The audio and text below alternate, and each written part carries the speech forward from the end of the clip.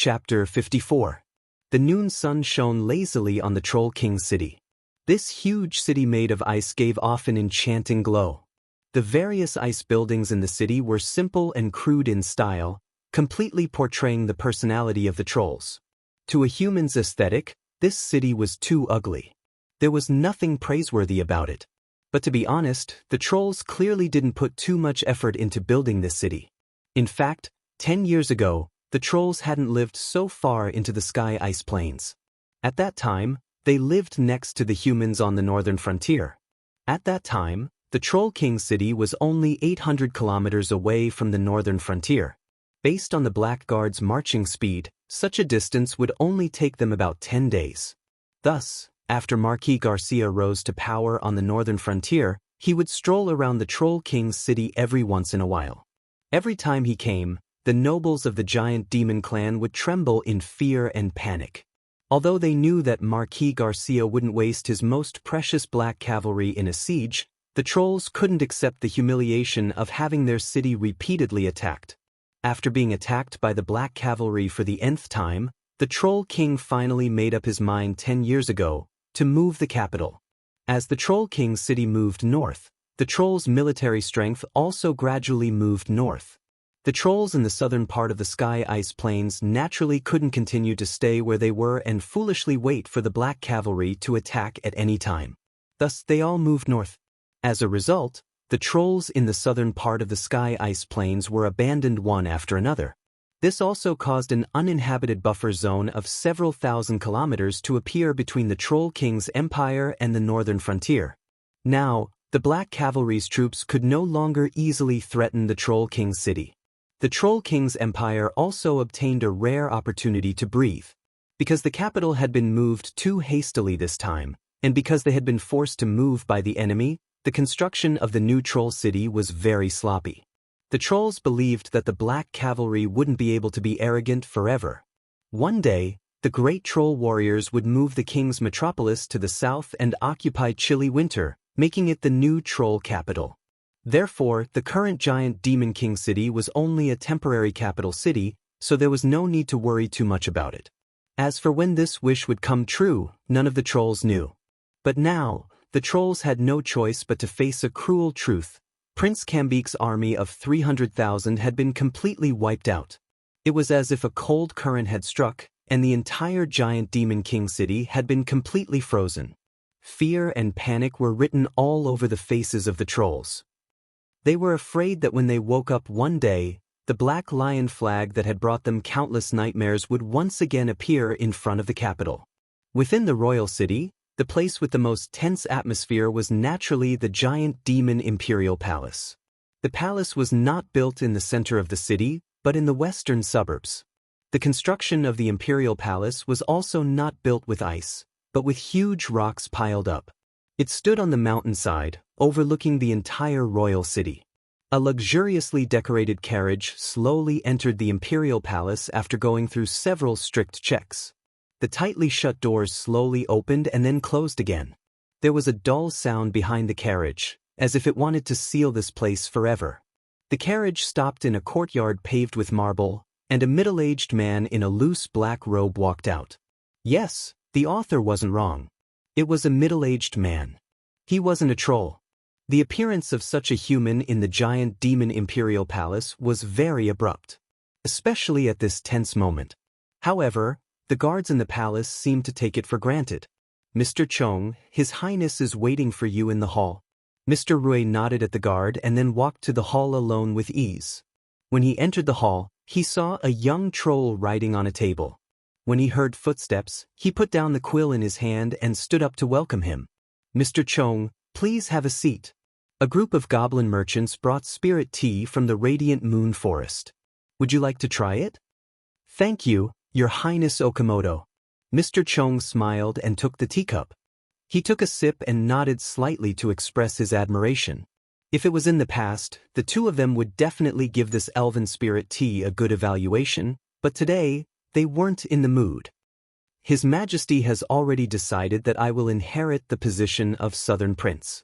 The coronation ceremony will be held in 3 days. This young troll named Okamoto was the son of southern Prince Gambik Volkin, who had just died in battle. However, he was actually Gambik's second son and had an older brother. Logically speaking, Gambik's throne should have been inherited by Okamoto's older brother. However, even though the southern prince was the second most important person in the giant demon empire, he was a hot potato in the current situation. Okamoto's older brother didn't have the courage, nor did he have the ability. Therefore, the throne fell on Okamoto's head. Then I must congratulate your highness. Mr. Chong didn't seem too surprised, as if he had already expected this outcome. Okamoto nodded slightly, but there wasn't much excitement on his face. He only handed a scroll of parchment to Mr. Chong. The latest news from the front lines is that the Black Cavalry didn't continue north. Instead, they retreated to the northern frontier. Mr. Chong took the parchment and quickly scanned it. The current giant demon king is a tough nut to crack. The humans who have eaten so much in the northern frontier won't be interested in this place. There was nothing wrong with this statement. The humans of the northern frontier couldn't even be bothered to occupy the southern part of the sky ice plains that the trolls had abandoned, much less cross the 1,000-mile ice plains to attack the giant demon king's capital. A bitter smile appeared on Okamoto's face. Even though he let out a sigh of relief, he also felt a deep sense of humiliation. The vast and fertile land of the northern frontier originally belonged to the trolls. If possible, why would they be willing to hide in this bitter cold land and struggle at death's door? But soon, he put away these useless complaints, opened a square box on the table, and took out a bloody head from it. Marquis Garcia even sent my father's head. He, how considerate. Okamoto raised his father's head in front of him and looked into his eyes. He asked, "Tell me, what should I do now?" Of course, a dead person wouldn't answer a question. Mr. Chong knew that this question was for him. "Your Highness, what you should do now is to go to Coldwinter Castle and crawl at the feet of the Dukes of the North and beg for his forgiveness." Bang! Okamoto threw the head at Mr. Chong's feet. Coincidentally, that pair of eyes, which had not closed in death, was staring at Mr. Chong. "Mr. Chong, look into my father's eyes and repeat what you just said." Chapter 55. Your Highness, what you should do now is to go to Coldwinter Castle, crawl at the feet of the Dukes of the North, and beg for his forgiveness. Mr. Chong repeated his words again. There was no hesitation, no worry, and he did not feel that such words were not suitable for him to say because of his identity. As a human, Mr. Chong's situation among the trolls was somewhat awkward. Generally speaking, Mr. Chong had to show his loyalty to the trolls and draw a clear line with his past. His attitude toward humans had to be hatred. He even had to appear to hate humans more than the trolls. This was called convert fanaticism. In reality, many Chinese devils who were more extreme than foreigners and crazily slandered China were born from this mentality. But now, facing a troll prince who had just died on the battlefield, Mr. Chong was persuading his own son to beg for forgiveness from the enemy. However, Okamoto suddenly laughed. It was as if he was not angry at all, nor did he suspect Mr. Chong's intentions. "Mr. Chong, you should have persuaded my stupid father earlier. If he had been willing to bow his head to the northern frontier, he would not have ended up like this." Then, he spat a mouthful of thick phlegm at the head on the ground and said disdainfully, "There's an old saying among humans that makes sense. If you don't have the ability to fight against a bull, then don't wave the red cloak." Look at my stupid father. He knew that he was no match for Marquis Garcia, but seeing that the other party was not at the front line, he felt that there was an opportunity. But why didn't he think about it? How could the Black Cavalry sit by and watch him invade the northern frontier and not care? Mr. Chong did not speak. He would not take the initiative to agree with Okamoto to slander Prince Gambik. That would be ungrateful. Okamoto scolded for a while and seemed to have vented his anger. He picked up the head and put it back in the box. The entire process was full of filial piety. Okamoto picked up the teacup and took a big gulp before he regained his composure. "Mr. Chong, is it too late for me to beg for mercy from the Dukes of the North now? But this is your only choice. This time, the Troll Empire's war potential has almost been wiped out by the Black Cavalry. They won't be able to organize a decent army to resist the northern frontier for at least 10 years.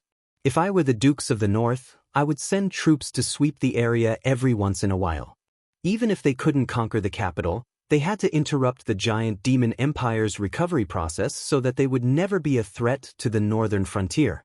Therefore, if you want a chance to recuperate, you must beg for peace from the northern frontier. Okamoto's fingers gently tapped on the wooden box, making a knocking sound. After a long while, he spoke again. Then, will the Dukes of the North agree to negotiate with me? Mr. Chang nodded. As long as you put on a low enough posture, the Dukes of the North will think that you're not a threat. Then, his gaze will naturally turn elsewhere. Think about it, if the trolls are no longer a threat, then what is the greatest threat to the Dukes of the North? Okamoto's eyes lit up. The Black Cavalry. That's right. Mr. Chong nodded. Although we were played by the two brothers before, I don't believe that there is no grudge between Marquis Garcia and the Duke of St. Hilda. I'd rather believe that it was the trolls' threat that made them put aside their differences and temporarily unite. However, this kind of alliance is extremely fragile. Especially this time, Marquis Garcia returned to the northern frontier with a great victory. How will the Dukes of the North reward his good little brother? How will he be able to sleep peacefully under the terrifying attack power of the Black Cavalry? Hearing Mr. Chang's words, Okamoto excitedly paced back and forth in the hall with his hands behind his back. It was as if he had finally grasped a ray of light in the endless darkness. Therefore, the key to our next step is to sow discord between the Dukes of the North and Marquis Garcia. That's right. However, it's not just the two brothers who are at odds. Mr. Chang's eyes flashed with a sinister light. Okamoto was stunned and asked, "What do you mean?" From what I know, the House of St. Hilda's Golden Lion Legion is still gathered outside Ice Stone City, and the armies of the various lords of the northern frontier are still entrenched in Ice Stone City. The two sides are faintly facing each other. Okamoto didn't know about this either. Clearly, Mr. Chong had his own eyes on the northern frontier. Okamoto was also aware of this. Of course, he wouldn't force Mr. Chong to find out who his eyes on the northern frontier were. Even now, he still didn't know Mr. Chong's true identity. However, this Mr. Chong had already received the approval of the Troll Emperor and the former Southern Prince. It was hard to say how loyal he was to the trolls, but his hatred for the northern frontier was undeniable. Therefore, Okamoto chose to believe in Mr. Chong. At this moment, when he heard this news, he suddenly raised his head and looked at Mr. Chong with bright eyes. Could it be that the conflict between the Duke of St. Hilda and the lords under his command has already reached this point? From the looks of it, that is indeed the case. The Duke's good son sent 200,000 troops of the northern frontier to their deaths. It's impossible for such a crushing defeat not to cause the lords of the northern frontier to retaliate. Moreover, there's still the Black Cavalry in front of them to attract the Duke's hatred. Also, don't forget that Marquis Garcia's surname is also St. Hilda. Perhaps a change in leadership of the northern region isn't something unacceptable to these lords. When he heard Mr. Chong say that Marquis Charles sent 200,000 troops of the northern frontier to their deaths, Okamoto felt a sharp pain in his heart. He couldn't help but look at the square box. Obviously, Okamoto felt the same way about this. So, the northern frontier is going to be chaotic? Yes. Mr. Chong looked very confident. The northern frontier is now like a bow that has been stretched to the extreme. As soon as the external threat subsides, the internal conflict will immediately erupt. Good. Okamoto punched the square box, causing cracks to appear on it. After the king conferring ceremony, I will resign from His Majesty and personally go to the northern frontier. Your Highness is wise. Okamoto touched the cracks on the wooden box and suddenly remembered something. He turned around and asked, "By the way, I heard that the Dukes of the North suddenly have an adopted daughter?" "Yes, her name is Vera St. Hilda. I met her at the Mage Tower in Yevil and I knew that she had a mysterious origin. However, I didn't expect her to be the adopted daughter of the Dukes of the North. What does she look like?" "She is very beautiful." Okamoto nodded with satisfaction and suddenly suggested, "If I ask the Dukes of the North to marry Miss Vera, do you think they will agree?" "Of course, I believe that the Dukes of the North would be very happy to have a troll prince as their son-in-law, especially now that they need external help to solve their internal conflict. Haha. Okamoto's proud laughter echoed in the hall, as if he was determined to win the heart of a certain beauty. Chapter 56. At the end of the 6th month, the victorious Black Cavalry finally returned to the northern frontier. The army followed the route they took to the north and returned to the camp outside Icestone City. Colin looked at the familiar scenery in front of him and vaguely felt that 2 months ago, when he came with Vera to try and dissuade Marquis Garcia, it was just yesterday. The scenery was still the same, but the people had changed. At least, the 300,000 troll army had been annihilated. However, this didn't mean that the northern frontier had calmed down.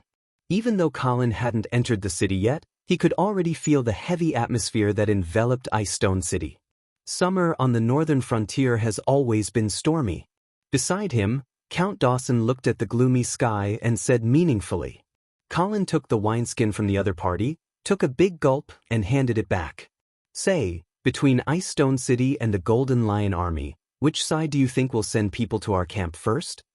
I think it will be Icestone City. What do you think? I also think it will be Icestone City. Boring. Count Dawson rolled his eyes. Colin glanced at the dwarf count beside him in amusement and said with a playful expression, "Then, let's guess again. Which side will the Marquis accept the invitation?" "I'm not guessing." Count Dawson rolled his eyes again.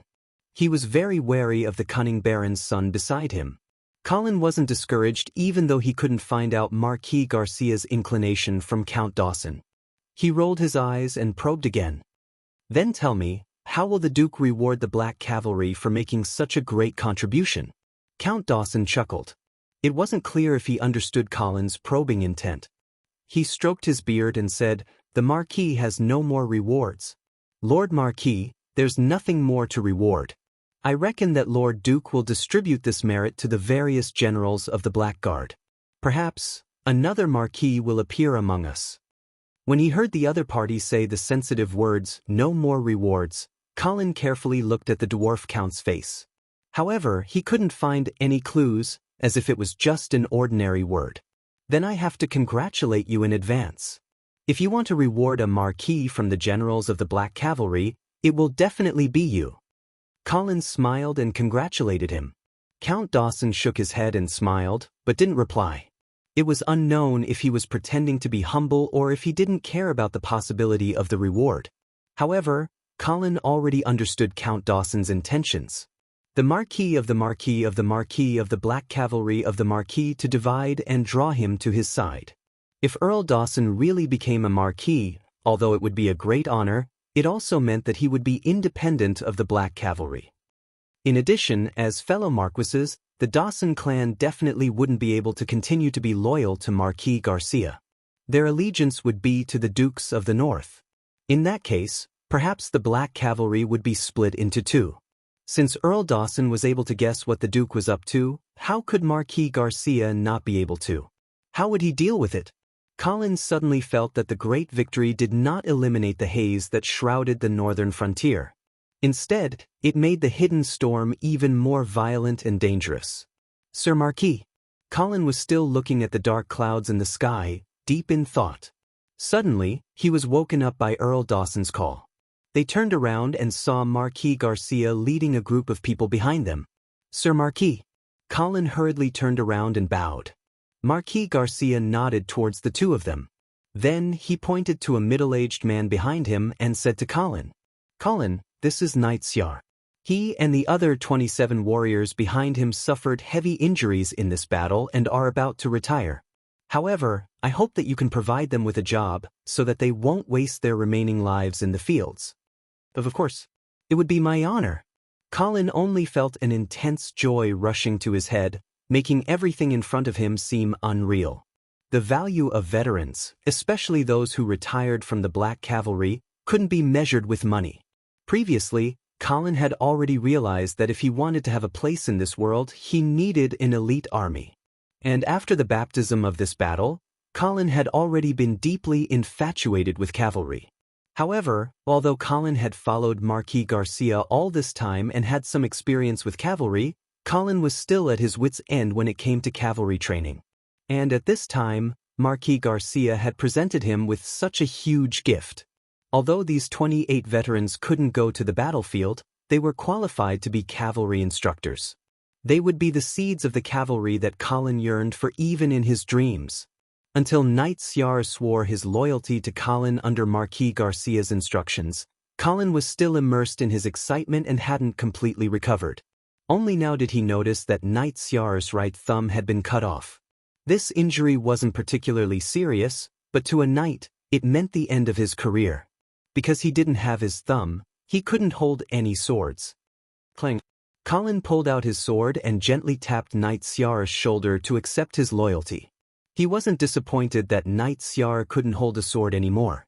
On the contrary, in his opinion, this knight's value was completely immeasurable. Even if there were a group of 4th and 5th order knights standing in front of him now, he would still rather choose Siar. Earl Dawson looked at all of this quietly, his eyes full of deep thoughts. After Colin comforted Knight Siar and the rest of the 27 retired soldiers, he finally calmed down. At this time, the thought that had been bothering him before emerged again.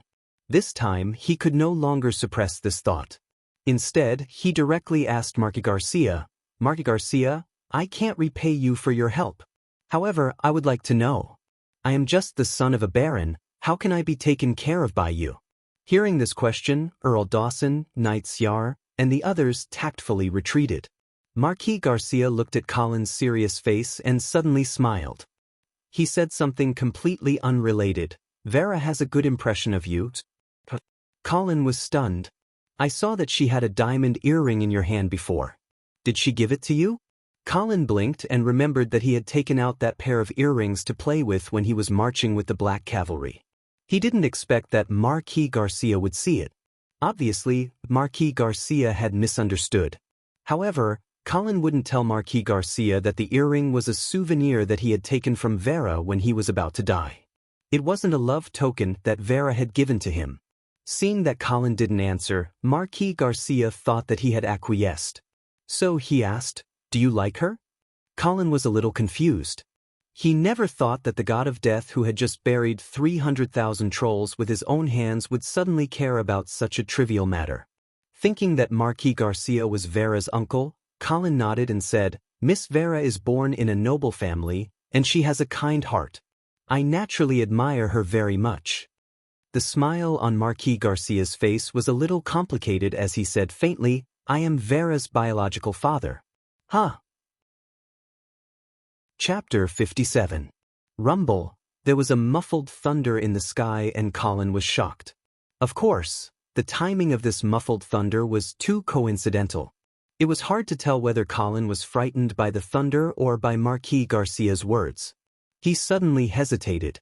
Should he explain the true origin of the earring to Vera's biological father? Originally, Colin thought that it would not be a big deal if Marquis Garcia misunderstood his relationship with Vera. After all, they were only uncle and nephew. But now, he suddenly felt a little panicked. It was as if he had just hooked up with a girl but was stopped by her father at the door. However, he finally understood why Marquis Garcia looked at him so differently. It was not because of his military talent, nor was it because he was a secret illegitimate son of the Marquis. It was because of Vera. The earring had obviously made Marquis Garcia misunderstand that his daughter had a deep affection for Colin. It was even possible that they had secretly agreed to marry each other. Therefore, Marquis Garcia was actually grooming his future son-in-law by taking care of him along the way. However, Colin knew that Vera only had a good impression of him at the moment. She had not reached the point where she would only marry him. If he were to be exposed in the future, Marquis Garcia raised his eyebrows when he saw the stunned look on Colin's face. He asked, "What's wrong? Are you scared?" No. How could it be? I was just a little surprised." Colin did not dare to tell the true origin of the earring at this time. What if Marquis Garcia thought that he was deliberately hiding the truth and became angry out of shame? Moreover, Colin's brain must have been struck by lightning if he did not know how to hug such a big leg. Rumble. A flash of lightning crossed the sky, followed by the sound of rolling thunder. It was as if he was warning someone. Colin was shocked again and quickly changed the topic. Marquis, does Miss Vera know that you are? She doesn't know. Marquis Garcia shook his head and gave Colin a warning look. Don't tell her, and don't tell anyone else. Yes, yes. Colin repeatedly promised. After a while, he could not help but ask curiously, then, who is Vera's biological mother? Marquis Garcia frowned and snapped, what are you asking about? You won't benefit from knowing. Colin's head shrank back, and he didn't dare to ask again. Although he didn't dare to ask, it didn't mean that Colin didn't dare to think about it. At this moment, he was already imagining a melodramatic drama in his mind. Moreover, Colin found that he was increasingly unable to understand the relationship between the Duke of St. Hilda and Marquis Garcia. The relationship between the two brothers was already very complicated and tangled. Now that Vera was added into the mix, Colin was completely dumbfounded. Although Marquis Garcia refused to tell him the identity of Vera's biological mother, Colin was certain that she was a noble. Otherwise, the Duke of St. Hilda would not have agreed to adopt Vera. After all, Vera was an illegitimate daughter, and it was extremely disgraceful. However, there were differences between illegitimate daughters and illegitimate daughters. If both of her parents were noble, then her bloodline was still noble, and she just lacked an identity. The adoption by the Duke of St. Hilda was equivalent to giving Vera this identity. But was he doing this to help his younger brother? Or was he trying to use Vera as a hostage to control his younger brother? In addition, why didn't Marquis Garcia marry Vera's biological mother? Since she was willing to give birth to a daughter for Marquis Garcia, it meant that the two of them must be in love with each other, so it could only be that external conditions did not allow it. With Marquis Garcia's identity and status, there was no woman in the entire Radiant Empire who was not worthy of him. Even if it was a royal princess, it would not be a disgrace to marry him. So, what else could stop the two of them from getting together? Could it be? Colin suddenly thought of a possibility. What are you talking about? Just as Colin's gossiping fire was burning, a clear voice suddenly sounded. Colin turned around and saw Vera standing behind him. The female mage was wearing a light blue dress today. Her golden hair was tied up with a hairpin, and it was obvious that she was wearing makeup. The purple eyeshadow and sparkling red lips made her look even more beautiful. Ahem, I was talking to Knight Colin about the difference between a lance and a spear. Marquis Garcia lied without blushing. Vera was obviously not interested in this straight man's topic.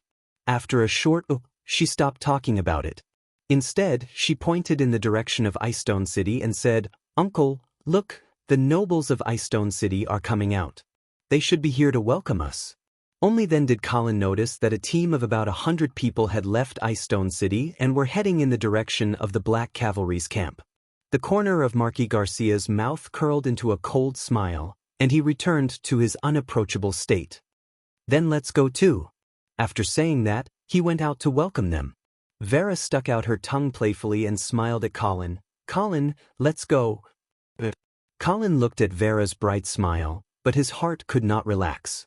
After all, the other party's father was right in front of him. Of course, he could not get along with Vera like he used to. Moreover, Marquis Garcia had already misunderstood the relationship between him and Vera. He had even trained him for so long without any reservations. So, if Colin could not marry Vera in the end, what would Marquis Garcia think? You just put on your pants and turned your back on me? Thinking about the terrifying scene of the Black Cavalry slaughtering people on the ice field, Colin suddenly felt that he must marry Vera. Otherwise, no matter how many lives he had, he would not be able to survive Marquis Garcia. However, the final decision of Vera's marriage was in the hands of the Duke of St. Hilda. After all, after the adoption, Vera was legally the daughter of the Duke. Therefore, if Colin wanted to marry Vera, he would have to get the approval of the Duke. However, if the Duke of St. Hilda really fought with Marquis Garcia, then, which side should Colin stand on? Moreover, according to the current development of the situation, the probability of the two brothers fighting was very high.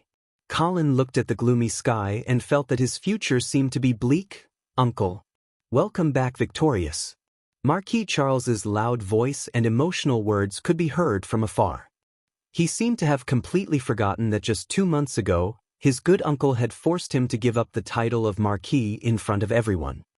Respected uncle, I have also heard about your glorious battle in Ice Stone City. Boom! Lightning flashed and the heavy rain finally fell. Marquis Garcia took the opportunity to interrupt his nephew's flattery. It is raining. Let's not bother about the welcoming ceremony. Let's go directly into the city. Good, good, good. Of course, the nobles who came together with him certainly did not dare to oppose. At this time, Marquis Garcia, who had returned with a great victory, had become the most prestigious person in the northern frontier. Even his brother might not be comparable to him. Only Marquis Charles stood aside with a constipated expression on his face. Colin resisted the urge to laugh and suddenly felt a little sympathy for the film emperor. It seemed that every time he wanted to perform, an accident would always happen. But soon, Colin did not have time to sympathize with the film emperor. Because, accompanied by a burst of fragrant wind, a beautiful figure suddenly rushed out from the welcoming party and then threw herself into his arms. Suddenly, the blood in Colin's body froze. Chapter 58. Colin hugged the soft and fragrant body, but he did not have any romantic thoughts. This was because the two gazes that seemed to have materialized caused him to feel as if there was a blade at his back. One came from Vera, and the other came from Marquis Garcia. Especially the latter, Colin could almost feel the murderous intent hidden in the other party. Brother, I am so happy to see that you are fine. Fortunately, the woman in his arms shouted and saved Colin's life. That's right, the woman who threw herself at him was Colin's sister Caitlin Angeli. The two sharp gazes immediately moved away from Colin, but he did not feel relaxed at all. The excessive enthusiasm of the woman in his arms made Colin very uncomfortable. On one hand, it was because he was not the real Colin, but a transmigrator who lived in this body. On the other hand, Colin always suspected that his sister Caitlin was the murderer who participated in his murder. Patting his sister's back lightly, Colin comforted her. Sister, I am fine. The rain is so heavy, let's go into the city first. Caitlin raised her head from Colin's arms. Her tear-stained face made Colin wonder if she was also an award-winning actor. This small interlude did not make the welcoming party stay for long, and they quickly entered the city. Because the Su Duo family's castle had a limited capacity, and there were too many nobles gathered in Ice Stone City, it was naturally impossible to let everyone stay in the castle. Therefore, Colin found the hotel he stayed in the last time he was here. As soon as he entered the room, a blue figure jumped out from the corner and threw itself into Colin's arms. This time, it was not a person but a cat. Hee hee, I didn't think you would still be here. Colin patted Little White's head, a little surprised. Meow. Little White whimpered a few times, as if complaining that its owner wanted to abandon it. When did you raise a cat? Caitlin looked at her brother with a smile and poured 2 glasses of water. I picked it up from the roadside not long ago. I'm just taking care of it. Colin sat down at the table but did not touch the glass of water. Little White seemed to be thirsty. It went to Colin's cup and licked it. Caitlin frowned and wanted to chase Whitey away, but Colin stopped her. It's okay. Let it drink. You spoil it too much. Caitlin shook her head helplessly. Colin didn't mind. Instead, he stared at Little White, who had finished drinking the water, and carefully observed its reaction. I heard from Steward Eamon that you were assassinated in Grey Castle? Yes, it was Knight Carter who did it. I've already killed him. That treacherous bastard. Father used to think so highly of him. Caitlin's anger did not seem to be fake. What happened after that? Why did you suddenly leave without saying goodbye? Why did you follow the Black Cavalry to the ice field? Colin looked at the normal Little White and wondered if he was being too sensitive. Now that he heard his sister's question, he briefly recounted what happened after that. As Colin narrated, Caitlin was sometimes worried and sometimes amazed. She was completely like a sister who was concerned about her brother's safety. After Colin finished, Caitlin said in a lecturing tone, "You were too risky when you left Grey Castle alone. Although you said it was to lure out the assassin hiding in the dark, it was still not appropriate. You should have contacted me immediately. Yes. I didn't think it through. Colin immediately pretended to be an obedient child. Seeing how obedient Colin was, Caitlin let him off the hook and asked, "Do you have any leads on the mastermind behind your assassination attempt?" Colin shook his head and then observed his sister's every subtle expression. Caitlin frowned, as if she was thinking about who could be behind the assassination of her brother. But after thinking for a long time, she still had no clue. She could only say seriously, "Although I don't have any clues for now, your guards must be strengthened. I'll contact Knight Raymond and ask him to bring more people to the hotel." "Knight Raymond is here as well? Where is he now?" "The private armies of the various lords are all gathered in the barracks in the west of the city. Raymond brought more than 500 people this time, all of them are Angeli family's private army." Hearing this, Colin immediately frowned. Caitlin clearly misunderstood Colin's meaning and explained, "Don't worry, although there aren't many soldiers left in Greycastle with the Knight of Rigo, there shouldn't be a big problem. Most of the Angeli family's army was brought to the battlefield by Colin's father, and naturally, they were all wiped out.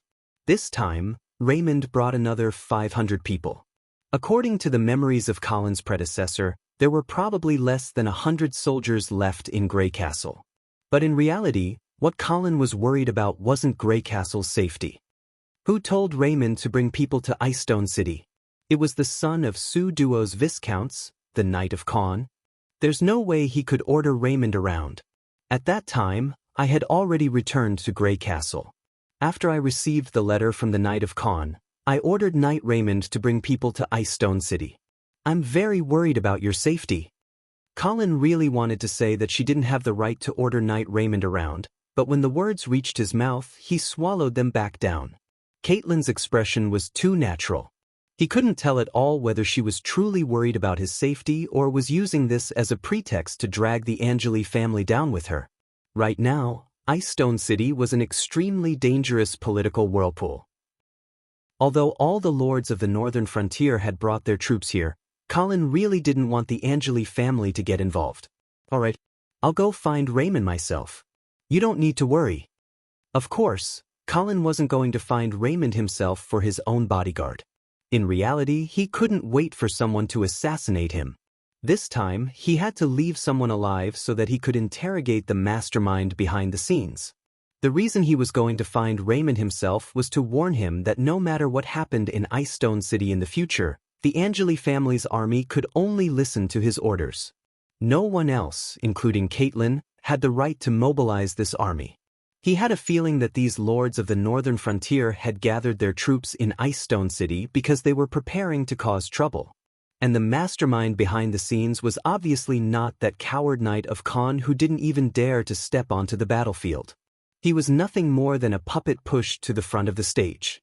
Just like at the banquet where he forced Marquis Charles to give up his title, the Knight of Caen who stood out was nothing more than a hothead who didn't know the gravity of the situation.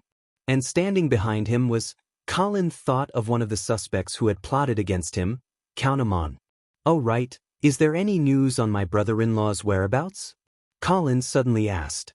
When they met at the Mirror Lake camp, Knight Raymond had told Colin that his sister's husband, Knight Vala, who was Count Amon's illegitimate son, had followed Baron Angeli to battle, but had been separated after the defeat. Caitlin's eyes instantly reddened, and she choked out, "Not yet? Don't worry, brother-in-law will be fine. We will find him." Colin was confused. What was going on? From what he could see, Count Amon's motive for assassinating him was to give this illegitimate son of his who didn't have the right to inherit the family business. But he didn't expect, was Knight Vala really unlucky, or was he also acting? Chapter 59. On the second day after entering the city, Colin received an invitation. Suzerain's meeting? Colin read through the contents of the invitation and immediately realized that the suzerains gathered in Icestone City were preparing to cause trouble. Caitlin didn't seem to realize the hidden meaning behind the invitation. She was only happy for her brother. In her opinion, even though her brother hadn't officially received the title of Baron from the Duke, he had already received the recognition of all the suzerains in the northern frontier. "You need a Baron's ceremonial robe," Caitlin suddenly said seriously. Then, she ran out in a hurry. "I'll go make one for you right now." "Hey, wait, don't I have to go with you?" Caitlin turned around and smiled dotingly. "Silly brother, do you think I don't know your size?" Colin was stunned. Looking at his sister's back as she left, the memories of the past couldn't help but surface in his mind. Those beautiful memories kept reminding Colin how close the relationship between him and his brother was. Would the sister in his memory really plot against him for the title of Baron? Colin suddenly felt uncertain. Moreover, if it really was her, would she still be able to face him so calmly and naturally? Colin didn't believe that his sister was such a scheming person. At least, the sister in his memory wasn't. Perhaps, the assassination had been planned by Count Aldman in secret from the start, and he only wanted to give his illegitimate son a family property. His sister, on the other hand, was probably kept in the dark. But this was only a possibility. Colin sighed and stopped himself from making wild guesses. Even though he didn't want the sister who had cared for him since he was young to become an enemy, he couldn't completely trust Caitlin before the truth came to light. 2 days passed in a flash, and it was time for the suzerain's meeting. Colin left the inn under his sister's nagging and came to the Sioux Duo family's castle. He saw the butler who tried to throw him out last time. This time, he welcomed Colin with a smile. However, Colin did not feel much sincerity from this smile. Entering the conference hall, Colin was led to an inconspicuous corner by an attendant. It couldn't be helped. Since this was its suzerain's conference, the participants were all real nobles with titles. As for Colin, who hadn't really inherited the title of Baron, he could only sit in the corner. If it wasn't for the fact that he represented the Angeli family, he wouldn't have been able to enter the venue as a knight. The lords entered the venue one after another, and like Colin, they were led to their respective seats by the attendants. The meeting this time was very formal, so everyone's seats were arranged according to their status. No one was allowed to sit randomly. The atmosphere in the venue was also very solemn. Basically, no one spoke. When it was almost time for the meeting to start, the venue was almost full. There was only one empty seat left in the front row. Just as Colin was guessing who the last seat was reserved for, an old acquaintance appeared at the door. Earl Dawson. The dwarven count was led to the last seat by his attendant. Everyone was present. Sitting in the front row were 4 counts. Aside from Earl Dawson, who was loyal to Marquis Garcia, the other 3 were all vassals of the Duke of St. Hilda. They were the people with the highest status in this conference. However, neither of the 2 marquises of Ice Stone City were present. Earl Dawson could represent Marquis Garcia, but what about Marquis Charles? Colin seemed to have guessed the purpose of this conference. Ahem. Earl Amon cleared his throat and announced, "All right, since everyone is here, let's begin." After speaking, he looked around. Seeing that the other 3 counts nodded in agreement, Earl Amon picked up a piece of parchment and said, "This conference is mainly to discuss the matter of Marquis Charles." Colin thought to himself, as expected. Even though the Black Cavalry had annihilated the invading troll army and taken revenge, it was clear that the lords of the northern frontier were not prepared to let Marquis Charles go. In other words, these lords were still unwilling to let the Duke of St. Hilda go. They needed an explanation. 200,000 northern frontier soldiers died on the battlefield and a dozen cities were plundered. Someone has to take responsibility for such a disastrous defeat. After Earl Amon finished criticizing Marquis Charles's crimes, he pointed at the parchment in his hand and said, "Thus, in accordance with the will of Marquis Garcia, I have drafted this petition, requesting His Excellency the Duke of St. Hilda to immediately strip Marquis Charles of his title. Lords who agree with this decision, please sign it." After saying that, Earl Amon was the first to sign his name and handed it over to Earl Dawson. Earl Dawson smiled and signed without hesitation. Colin noticed that after seeing Earl Dawson sign his name, many lords secretly heaved a sigh of relief, their gazes becoming resolute. Evidently, the addition of the Black Cavalry had greatly increased their courage. As long as Marquis Garcia was on their side, then changing the master of the northern frontier was not impossible. The 3rd Earl also signed his name, and the parchment was passed to the 4th Earl.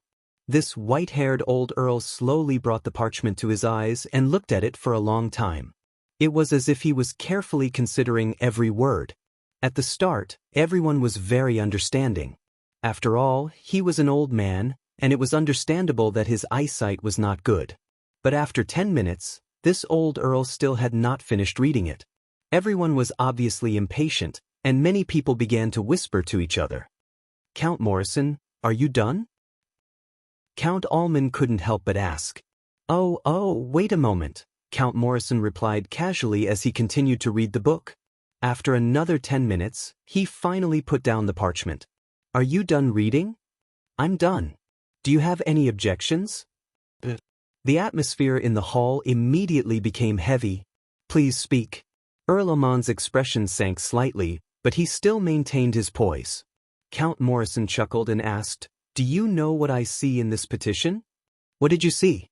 "I only saw 2 words." Count Morrison's gaze suddenly sharpened. He no longer looked as frail as he did before. "Betrayal." The old but loud voice echoed in the hall. This caused the expressions on everyone's faces to become somewhat unnatural, especially the other 3 earls who had just signed their names. After a long while, Earl Amon said calmly, "Since Earl Morrison does not agree with our decision, you can choose not to sign it." Earl Morrison snorted lightly and threw the parchment into the hands of an attendant at the side, saying disdainfully, "Can I leave now? The aura here makes me sick." "Of course you can leave," Earl Amon gave him a look. "Knight of Con, send Earl Morrison away. I can walk on my own." Count Morrison ignored Con, who was trying to help him, and walked straight out.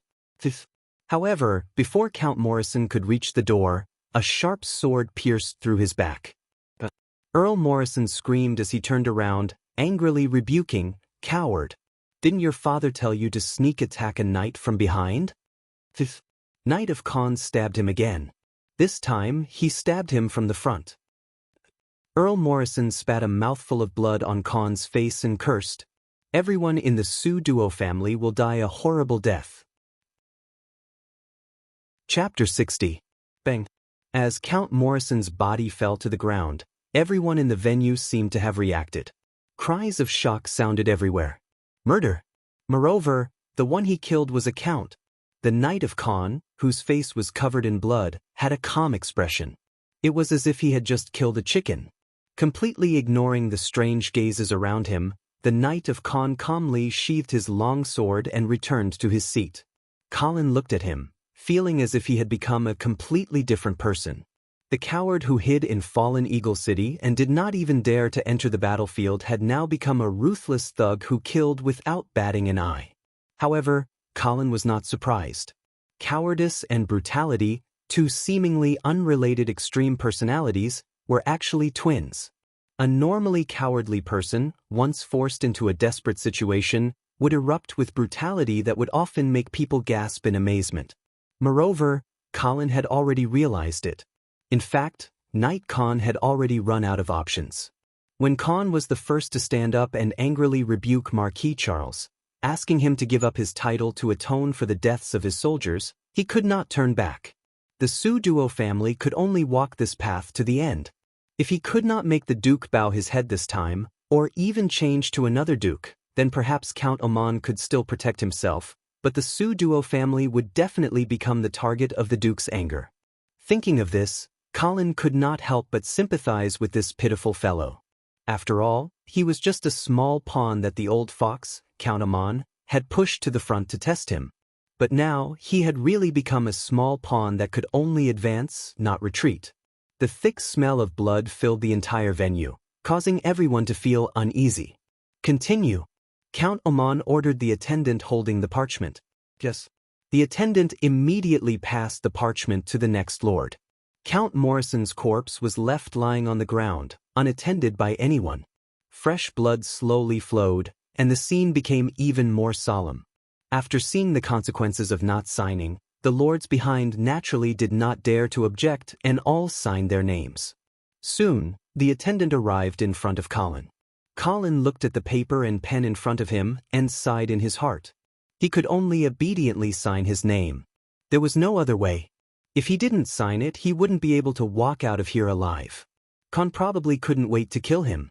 Finally, the signing was completed. Apart from Count Morrison, who had already turned into a corpse, All the nobles present signed their names on the parchment. At this time, they were all in the same boat. As for whether this ship would sail to the Sea of Stars or sink halfway to the bottom of the sea, that would depend on the arrangement of fate. Very good. Count Almond stood up and received the signed parchment. Next, I will arrange for someone to deliver this petition to the Duke of St. Hilda. Today's meeting ends here. Thank you, everyone. After that, he strode out of the venue. Everyone left one after another. Colin was not in a hurry to leave. Instead, he stepped forward and stopped Count Dawson. Before he could speak, Count Dawson used his eyes to stop Colin and then motioned for him to follow him. Colin obediently shut up and followed Count Dawson through a long corridor. They arrived in front of a room deep in the castle. Looking at the familiar layout, Colin felt as if he had been here before. Where is this? Hey, Colin? Why you here? Before Count Dawson could answer his question, Colin heard Vera's voice. As soon as he turned his head, Colin saw the female mage who was dressed particularly valiantly. She was wearing a kite-plate chiffon shirt and white tight-fitting breeches. On her feet, she wore a pair of brown high-riding boots. This outfit was very tight, and it perfectly outlined Vera's beautiful figure. Uppy Colin stared at her several times. Count Dawson brought me here. Are you going out dressed like this? Yes. Uncle wants to take me hunting, Vera said excitedly. Uncle? Colin realized why he felt that the layout of this place was very familiar. This was because this was the residence of Marquis Garcia. 2 months ago, Vera had brought him here. At that time, the two of them were preparing to dissuade Marquis Garcia from having a conflict with the Duke of St. Hilda. Moreover, at that time, Marquis Garcia was not in the castle, but he was preparing to hunt. However, at that time, his prey was not an ordinary beast. It was an army of 300,000 trolls. Now, the conflict between the two brothers was imminent, and Marquis Garcia was going to hunt again? This time, what was his prey? Colin, you came at the right time. Marquis Garcia also came out and invited him with a smile. Let's go hunting together. Colin blinked and said with a smile, okay. At the same time, a messenger was riding a fast horse out of Icestone City, heading towards the Golden Lion Army's encampment. Eastern District of Icestone City, Tulip Chamber of Commerce's encampment. Earl Oman was led by Oliver to a secret room. He's inside? Yes, sir. Earl Oman waved his hand, indicating for Oliver to leave. Oliver's chubby face was filled with a flattering smile that was about to overflow. Yes, my lord. If you need anything else, please let me know. After speaking, he quickly left. Earl Oman opened the door alone and walked in. He closed the door. The room was empty. Earl Oman did not find it strange, but sat down on a chair and waited. After an unknown period of time, a figure suddenly appeared in the room, as if he had been there from the beginning. Earl Oman looked at the black-robed man who appeared like a ghost and was not surprised. He just nodded and asked, "Why are you in such a hurry to see me?" "I have a message from Mr." Count Oman frowned, then said calmly, "Speak." "Mr. Wang hopes that you can abort the original plan." "Ah." Count Oman laughed. He stood up and walked in front of the black-robed man. He looked down at the other party and said coldly, "Then help me send a message to Mr. Feng. I'm not his servant, so I don't need to listen to his orders." "Your Excellency, you can't do this. That would spoil Mr. Chang's plan." Count Oman grabbed the black-robed man by the neck, cutting him off. The black-robed man struggled to catch his breath.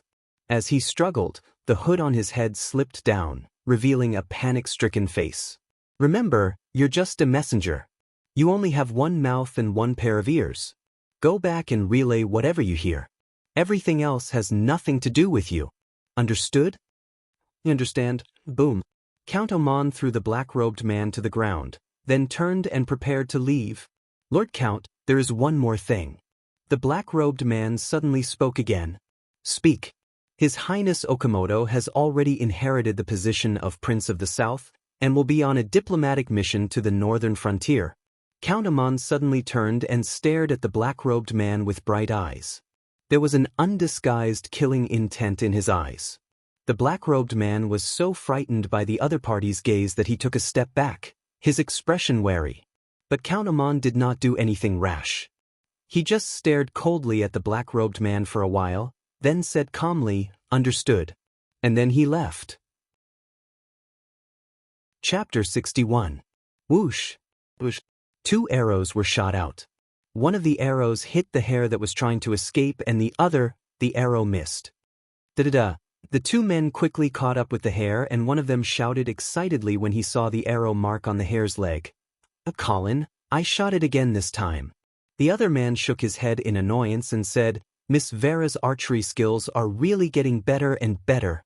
Vera raised her head proudly and then motioned the cavalry behind her to come forward and take her prey. "Oh, it is still alive."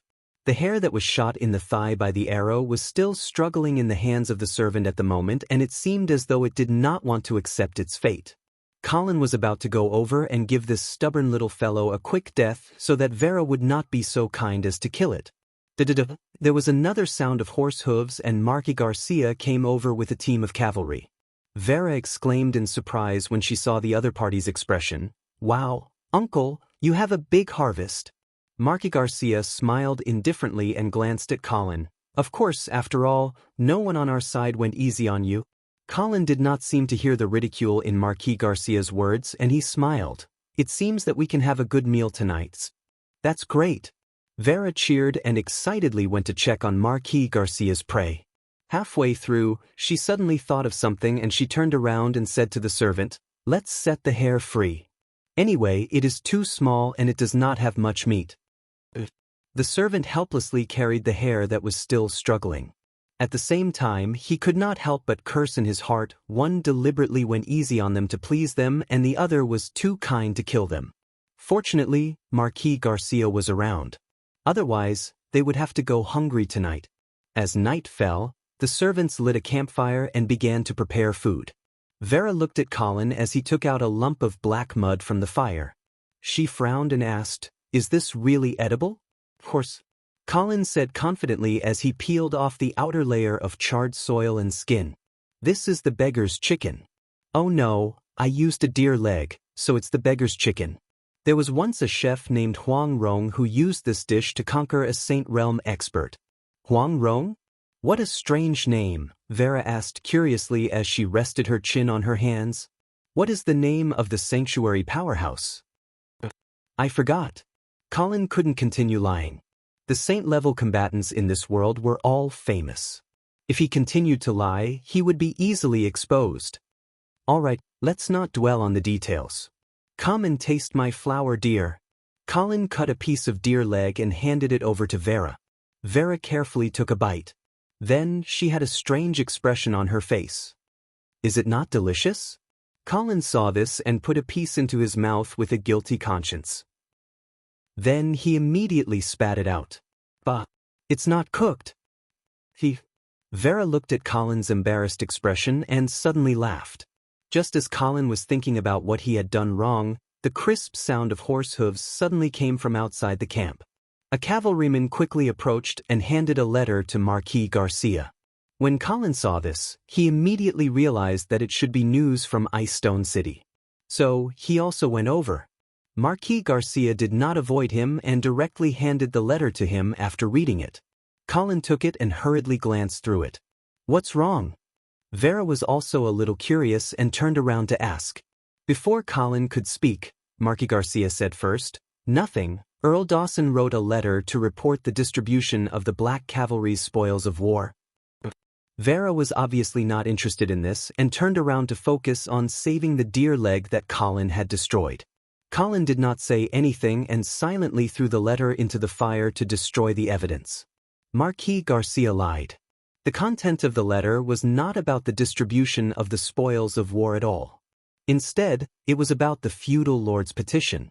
This petition to strip Marquis Charles of his title had already been sent to the Duke of St. Hilda. However, the Duke of St. Hilda directly rejected the feudal lord's request and ordered all the feudal lords to immediately go to the Golden Lion Army's encampment to pay him a visit. Colin did not think that the Duke of St. Hilda's attitude would be so unyielding. He did not have any intention of backing down at all. This was simply forcing the feudal lords to rebel. Colin glanced at Marquis Garcia again, but he could not see any emotions on his face. "Sir Marquis, are we preparing to return to Ice Stone City?" Colin asked tentatively. They had already been out for 3 days. Moreover, this hunting trip seemed to be really about hunting. But now, the situation in Ice Stone City had reached a point where it could be triggered at any moment. It was time to return. "No need, Earl Dawson will take care of everything," Marquis Garcia calmly rejected. Colin was immediately confused. Was this Marquis planning to stay out of this? "You too, come and try my roasted deer leg." Vera seemed to be completely unaware of what was happening in Ice Stone City at this time and was still smiling without a care in the world. But the two men immediately revealed smiles and went to enjoy the delicacies personally cooked by the beautiful girl. It was as if the matters in Ice Stone City really had nothing to do with them. The night was getting darker, and most of the people had already gone to bed. Colin could not sleep, so he got up and slipped into the forest far away from the camp and caught the owl that had been crying non-stop. After breaking the owl's neck, Colin used his dagger to cut its main artery and then put his mouth on it. Gulp, gulp. After drinking his fill, Colin wiped his mouth and buried the owl's body before returning to the camp. Just as he was about to enter his tent, Colin saw Marquis Garcia also walk out. "Sir Marquis, you can't sleep either?" "Yes." The Marquis nodded at Colin. "Let's walk together?" "Okay." Colin hurriedly followed him. The two walked out of the camp. The surrounding guards also quietly followed, but they were all scattered far away. "Are you worried about your sister in Ice Stone City?" Marquis Garcia was the first to speak. Actually not." Colin was speaking the truth. However, Marquis Garcia clearly did not believe him and comforted him. "Don't worry, Count Dawson will take good care of her. The same goes for the army the Angeli family left behind in the city." "Thank you, Sir Marquis." "You're welcome. After all, I was the one who pulled you out, so I should be responsible." "Sir Marquis, actually, I am very grateful that you brought me out. But because I also did not want to be involved in that fatal whirlpool in Ice Stone City." Marquis Garcia glanced at Colin and smiled. "You are a smart person. Then, if you were in Ice Stone City right now, which side would you be on?" Colin's heart instantly tightened. Marquis Garcia's straightforward question put him in a bit of a difficult position. He did not know whether this was a test or not. As his mind whirled, Colin played a little trick. "Sir Marquis, the Angeli family will always be loyal to the House of St. Hilda." Chapter 62. It was a very clever answer. It was basically the same as not answering at all. Being loyal to the House of St. Hilda didn't mean that he was loyal to the current Duke of St. Hilda. Marquis Garcia was also a member of the House of St. Hilda. In Colin's opinion, no matter what happened in Ice Stone City in the end, the master of the northern frontier would still only be born from the House of St. Hilda. And the most important person was actually Marquis Garcia, because the Black Cavalry's terrifying army had the power to make the final decision. No matter if it chose to help the Golden Lion Legion or the allied suzerains, it would leave the other side with no room for resistance. Now, it was up to Marquis Garcia to continue being loyal to his brother or to sit on the throne of the northern frontier. From all the previous signs, Marquis Garcia seemed to be leaning towards the latter. After all, he first accepted the invitation of the suzerains of the northern frontier and entered Ice Stone City. He even sent Count Dawson to attend the suzerains' meeting and sign the petition. This clearly showed that Marquis Garcia supported the suzerains group. However, Colin didn't dare to be certain. Because 2 months ago, when everyone thought that Marquis Garcia was going to fight with his brother, he led the Black Cavalry on a 1,000-mile raid and directly destroyed the Trolls' army of 300,000. Who knew if the two brothers were putting on an act again this time? Crafty. Marquis Garcia laughed lightly, clearly not satisfied with Colin's clever answer. Thus, he changed the way he asked, "If you were me, which side would you stand on?" Colin felt a headache coming on. He felt that Marquis Garcia was really hard to please tonight. Why did he keep asking these kinds of life-threatening questions? Also, this time, he didn't seem to be able to pull any tricks. After struggling for a long time, Colin could only choose the most honest answer. "If I were you, I would choose to be loyal to my oath." Marquis Garcia's footsteps paused and he looked seriously at Colin, as if he wanted to confirm whether the other party was sincere or not. The so-called oath was naturally Marquis Garcia's oath to be loyal to the Duke of St. Hilda. Thus, Colin's answer basically chose to stand on the Duke's side. Oh, is that so? Marquis Garcia continued to ask, oath? I've seen too many betrayals, and I don't believe in oaths anymore. Colin, you have to give me a better reason. Colin was very regretful now. Why did he have to come out for supper for no reason? He must be a fool now. Moreover, he felt that Marquis Garcia was very abnormal tonight. Why did he keep asking him such questions? Unless Marquis Garcia himself hadn't made up his mind, which was why he kept interrogating Colin. In fact, if Colin really stood in Marquis Garcia's position, he would definitely choose to betray his brother. He wouldn't put up with the Duke's bullshit, endure the endless suspicion, and face the constant suppression. If he could control the Black Cavalry, then he definitely wouldn't give up the position of Lord of the Northern Frontier to others. But he didn't dare to say this out loud. From the looks of it, Marquis Garcia seemed to be thinking the same thing. But Colin's intuition told him that if he really said this, then he would definitely lose the favor of Marquis Garcia. Colin suddenly realized that perhaps this was the Marquis' ultimate test for him. There is no better reason, Lord Marquis. Colin decided to take a gamble. In his opinion, among all the superiors, no one would want their subordinate to be someone who didn't keep his oath. Betrayal was always the most taboo and the most vigilant thing for the superiors. Therefore, Colin stopped and continued righteously, no matter what kind of burden I have to bear, no matter what kind of fate I have to bear, I will never go back on my oath. This is my basic integrity as a knight, and also the greatest honor of the Angeli family. Marquis Garcia also stopped and looked at Colin with bright eyes. Colin also returned a calm gaze without fear. The moonlight shone coldly in the forest, the wind blew gently, and the leaves rustled. After a long time, Marquis Garcia finally withdrew his scrutinizing gaze and continued to walk forward. Colin blinked his sore eyes and hurriedly followed. Did he pass the test? He was somewhat doubtful. Marquis Garcia didn't say anything and just kept walking forward. After walking for an unknown amount of time, the two gradually went deep into the forest. Just as Colin was thinking about whether to suggest going back to sleep, Marquis Garcia suddenly spoke again. The Black Cavalry will stand on the Duke's side, and those reckless lords will pay the price for their betrayal. As expected, Colin's heart trembled. He made the right bet. It was another trap this time. Those lords who tried to cause trouble were fooled by these two brothers again. That's right.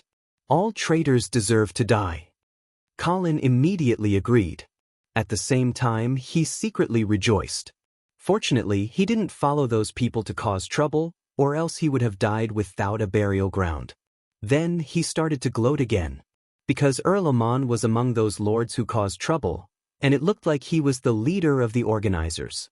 He who asked you to send someone to assassinate me? Who asked you to covet my family's title? Let's see how you die this time. Just as Colin was secretly pleased, Marquis Garcia spoke again. However, I made this choice not only because of the oath I made back then. Then why? Colin's curiosity was piqued.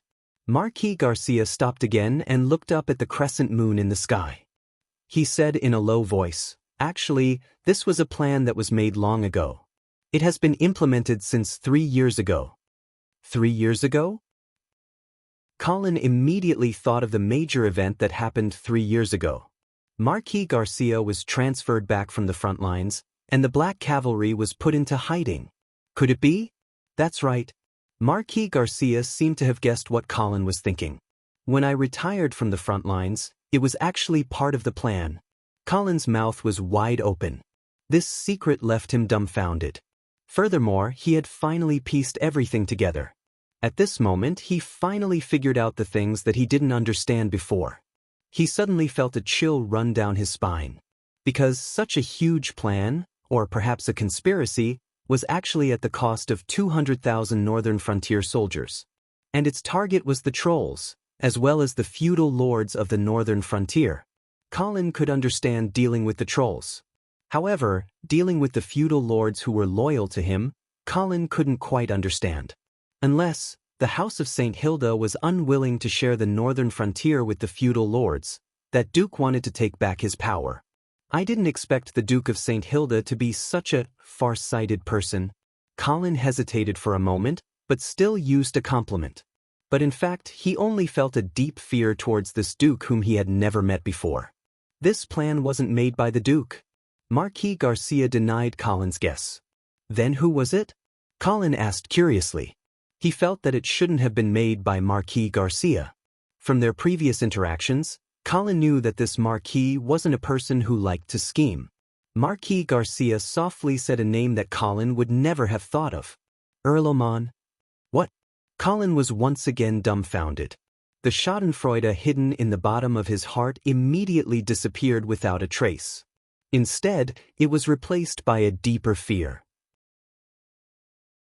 Chapter 63. Winter 3 years ago. It was a snowy night. Marquis Garcia hurried back to Winter Castle. Along the way to Lion's Roar Castle, the Marquis didn't even change his clothes and went straight to the Duke's study. Knock knock. Come in. Marquis Garcia pushed open the door and entered. There was only the Duke of St. Hilda in the study. It must have been hard on you. Have a seat and have a cup of ale to warm yourself up. Marquis Garcia took the cup of ale handed by his brother and drank it in one gulp. The wind and frost of the journey were completely expelled from his body. Why did you call me back in such a hurry? What's the situation at the front line? It's the same as before. Gombik is scared of me and is hiding in the castle, not daring to come out for field battles. Hee, that old tortoise. Marquis Garcia poured himself another cup of ale and sipped it while waiting for his brother to continue. He was clear that the Duke didn't call him back in such a hurry just to ask him a few questions. Someone suggested to me a plan that can help you lure Gombik out of the turtle shell. Oh? Tell me about it. Marquis Garcia was immediately interested. First, you have to withdraw from the front line. I'm afraid that's not enough. Yes, your black cavalry should also withdraw. Then who will be responsible for the defense of the front line? Charles. Hearing this, Marquis Garcia suddenly frowned. He hesitated for a long time and said in a deliberative tone, Charles, I'm afraid he still lacks experience. If I don't send a brat to the front line, how can I lure Gombik out of his shell? But war isn't a child's play. If you do this, it's very likely that you'll overreach yourself and bring about a crushing defeat to the northern frontier. There's always a price to pay for success. The Duke of St. Hilda's eyes were unusually firm. This time, I'm prepared to bury an army. What? Marquis Garcia was inexplicably horrified, almost thinking that his brother had gone crazy. But the Duke of St. Hilda's serious expression didn't seem to be joking at all. Let me ask you, if black cavalry were to encounter Gombik's troll army in the wild without any preparation, how confident are you in winning? If Cambyuk is not prepared, and if there are no castles nearby that we can hide in, then I have full confidence. Marquis Garcia's tone revealed a strong confidence. Good. Then let's finish it in one fell swoop. The Duke of St. Hilda slapped the table hard and declared resolutely, I've had enough of those haunting trolls. I'm going to completely cut off their claws that extend into the northern frontier. So, you come down and take Charles's place. Let him lose this round and let Gombik have a good taste of victory. After the trolls have wantonly plundered the northern frontier, they will naturally return to the troll capital with their wealth and glory. At that time, you can lead the black cavalry to chase after them and catch them off guard. Marquis Garcia was still frowning. Even if you're willing to bury an army and let the trolls loot the northern cities, how can you guarantee that the trolls will be unprepared when they retreat? This requires us to put on a show. How? If I transfer you away from the front lines in the eyes of others, they will definitely think that I'm starting to fear you. So, you can also show some dissatisfaction with me at the right time. In addition, the army that Charles will bury will have a large number of private armies. This will definitely arouse the dissatisfaction of the various families in the northern frontier. When the time comes, someone will instigate it, and it will easily create a situation where you try to gather the dissatisfied lords to fight against me.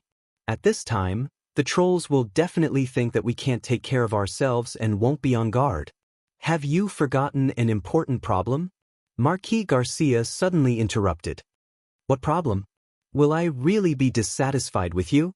Marquis Garcia's eyes flickered. If Charles really loses at the front lines and buries an army in the northern frontier, at that time, won't my black cavalry be even more unstoppable? You know, when Talos Oman suggested this plan to me, I also considered the possibility that you might pull it off. Sanhild suddenly smiled. You know, when Talos Oman suggested this plan to me, I also considered the possibility of you pulling it off. This is Count Oman's plan? Alright, then what do you think? Will I turn the act into reality? The Duke of St. Hilda did not directly answer this question. Instead, he continued, at that time, I was thinking that if Talos did not think that you might turn the act into reality, it would be fine.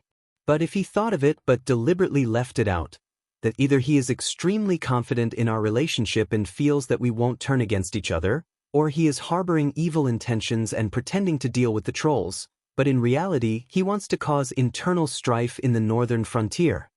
Marquis Garcia was stunned for a moment, then lowered his head to look at the wine cup in his hand, as if pondering Count Oman's true intentions. But the Duke of St. Hilda did not give his brother more time to think, and directly said his thoughts. No matter what Talos Oman's true intentions are, I know that you will not betray me. You are that confident? Marquis Garcia's expression was cold. When I have the power to influence the situation on the northern frontier, how can you be sure that I will not be tempted? Of course you will be tempted. But betrayal only means that the price of loyalty is not enough. So, I will increase the price of your loyalty. Increase what price? After Charles is defeated, he will be stripped of his Marquis title. That's it? Of course not. The Duke of St. Hilda smiled and continued, Vera will inherit the title of Marquis. Marquis Garcia's eyes narrowed. He was finally moved. But immediately he felt deeply puzzled. In order to eliminate the threat of the trolls, you are willing to pay such a huge price? The trolls are not the only threat. The Duke of St. Hilda shook his head with a serious expression. Do you know where the biggest threat on the northern frontier comes from? Is it not the trolls? The Duke of St. Hilda shook his head again and said in a deep voice, external threats will only make us stronger and more united, but they will not destroy us. Only internal threats can really corrode the foundation of the House of St. Hilda's rule. Marquis Garcia was stunned for a moment before he realized what his brother was talking about. You mean the lords of the northern frontier? The Duke of St. Hilda gritted his teeth and said, do you know how many territories the House of St. Hilda has under its name? Do you know how many years the family has been unable to make ends meet? Do you know why I have been unwilling to ban the trade with the trolls? Do you think I don't know that this trade is actually helping the enemy? But what can I do? The family needs these profits. It may seem that the entire northern frontier belongs to me, but I am hesitant to even confer a title to a small baron. And you, my good brother, of course, it is a good thing that you have blocked the trolls from the northern frontier. However, this has also completely blocked the replacement of the lords of the northern frontier. If the trolls cannot invade, no one will be deprived of their title because of losing their territory. Therefore, there are more and more nobles in the northern frontier, but the land under the family's name is getting smaller and smaller. You always complain that I am not willing to reward your meritorious subordinates, but why don't you think about it? What can I do? Why don't I give you the title of Duke? You take care of the northern frontier. Marquis Garcia looked at his angry brother and did not know what to say for a moment. In the silence, the Duke of St. Hilda's face flashed an abnormal dark red, which was caught by Marquis Garcia. Brother, your injury, I won't die for the time being. The Duke of St. Hilda gasped for breath, but I won't be able to live for long. Marquis Garcia's expression was gloomy. Brother, help me this one time. I will bear all the costs, all the infamy.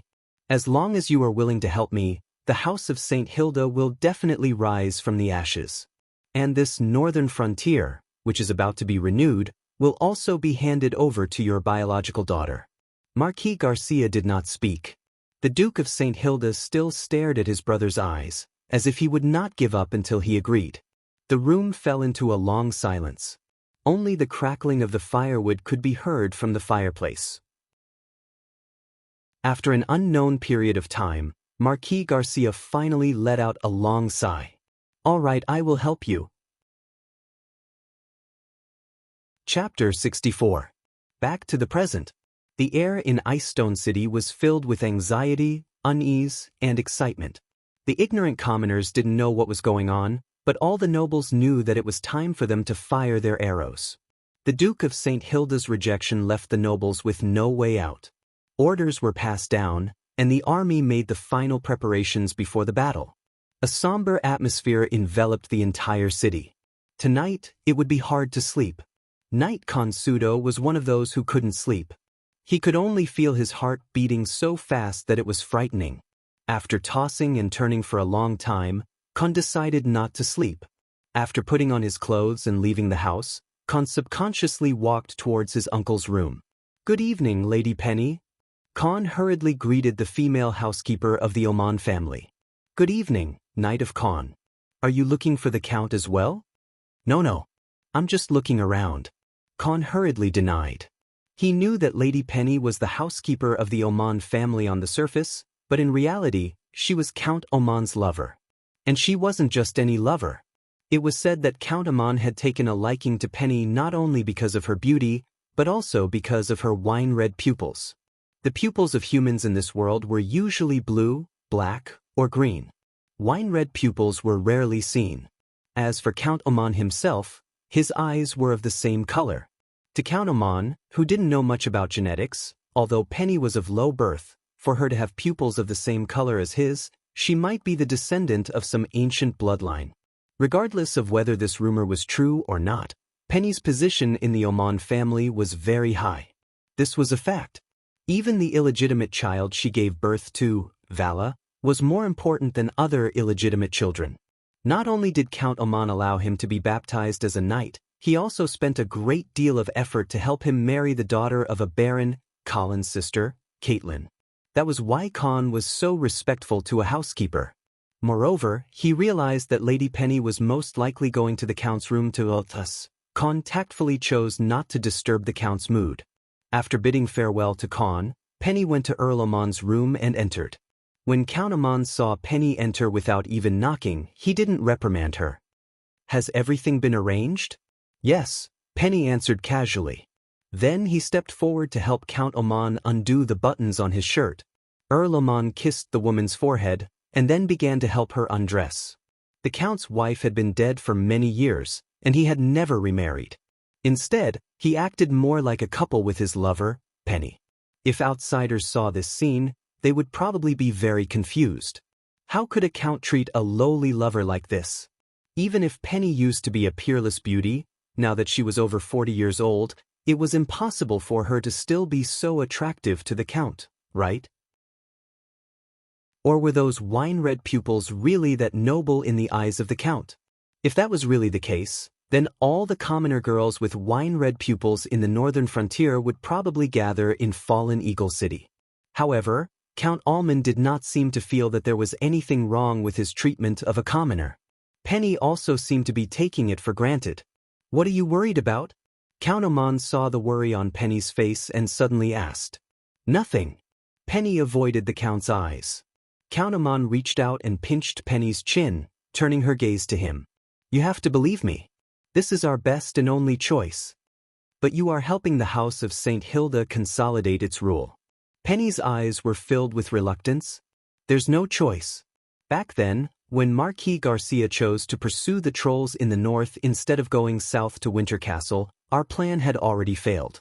I don't know what agreement the two brothers reached, but Marquis Garcia actually resisted the temptation of becoming the lord of the northern frontier and was willing to be his brother's sword. Moreover, it's that idiot Gombik's fault. An army of 300,000 was wiped out by 50,000. What a disgrace. In this situation, I have no choice but to follow the Duke of St. Hilda's secret order and cooperate with him to clean up the disobedient lords. Penny did not speak, only silently helping Count Oman unbutton his clothes. Seeing this, Count Oman was unhappy and asked again, "Did someone come looking for you?" Penny's hand paused, then she nodded lightly. Count Oman's eyes flashed, and he said in a low voice, "Don't believe those trolls. Remember, we are only using them, and they are also using us.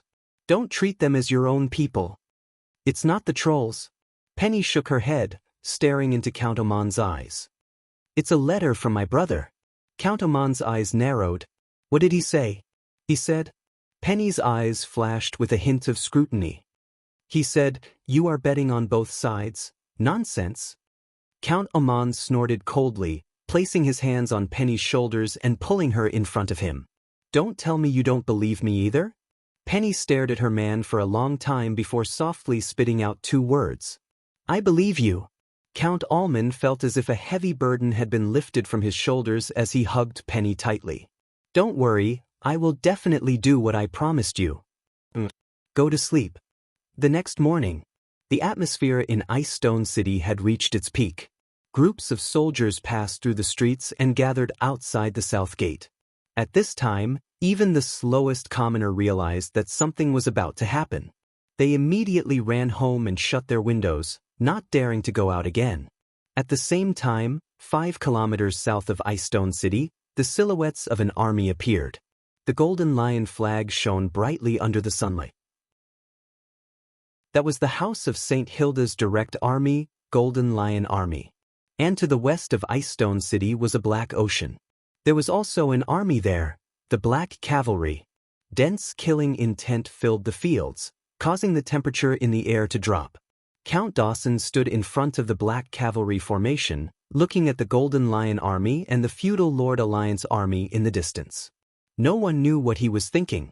At 9 o'clock in the morning, after the last round of negotiations had failed, an ear-piercing bugle sounded. The vanguard of the Golden Lion Army and the Feudal Lord Alliance Army gradually approached each other. Then, battle cries echoed through the fields. Count Dawson looked at the 2 sides fighting in the distance with a calm expression. He was waiting. When the main forces of both sides were completely entangled, they would not be able to easily break away. Finally, when it was almost noon, the battle between the Golden Lion Army and the Feudal Lord Alliance Army had reached its climax. Overall, the Feudal Lord Alliance Army had the upper hand. After all, they had the advantage in numbers. And at this time, Count Dawson, who had been watching coldly from the sidelines, finally gave the order to attack. The wildly galloping warhorses caused the earth to shake. The thunderous sound of horse hooves struck everyone's hearts, causing them to involuntarily turn to look at the cavalry that had suddenly entered the battlefield. Those who had never faced the charge of the Black Cavalry would never be able to imagine what kind of scene it was. In the past, the Black Cavalry's targets had always been the trolls, but this time, there were finally humans blocking their path. When the soldiers of the Feudal Lord Alliance Army saw this scene, they immediately shouted in excitement. Because the Black Cavalry was charging towards the Golden Lion Army's formation. However, before they could be happy for long, they saw the Black Cavalry's path suddenly turn, and then, like a flood breaking through a dam, they charged towards the right wing of the Feudal Lord Alliance Army. Boom! The situation was instantly reversed. Chapter 65. Outside Ice Stone City, the thick smell of blood had yet to dissipate. Countless vultures were having their own carnival here.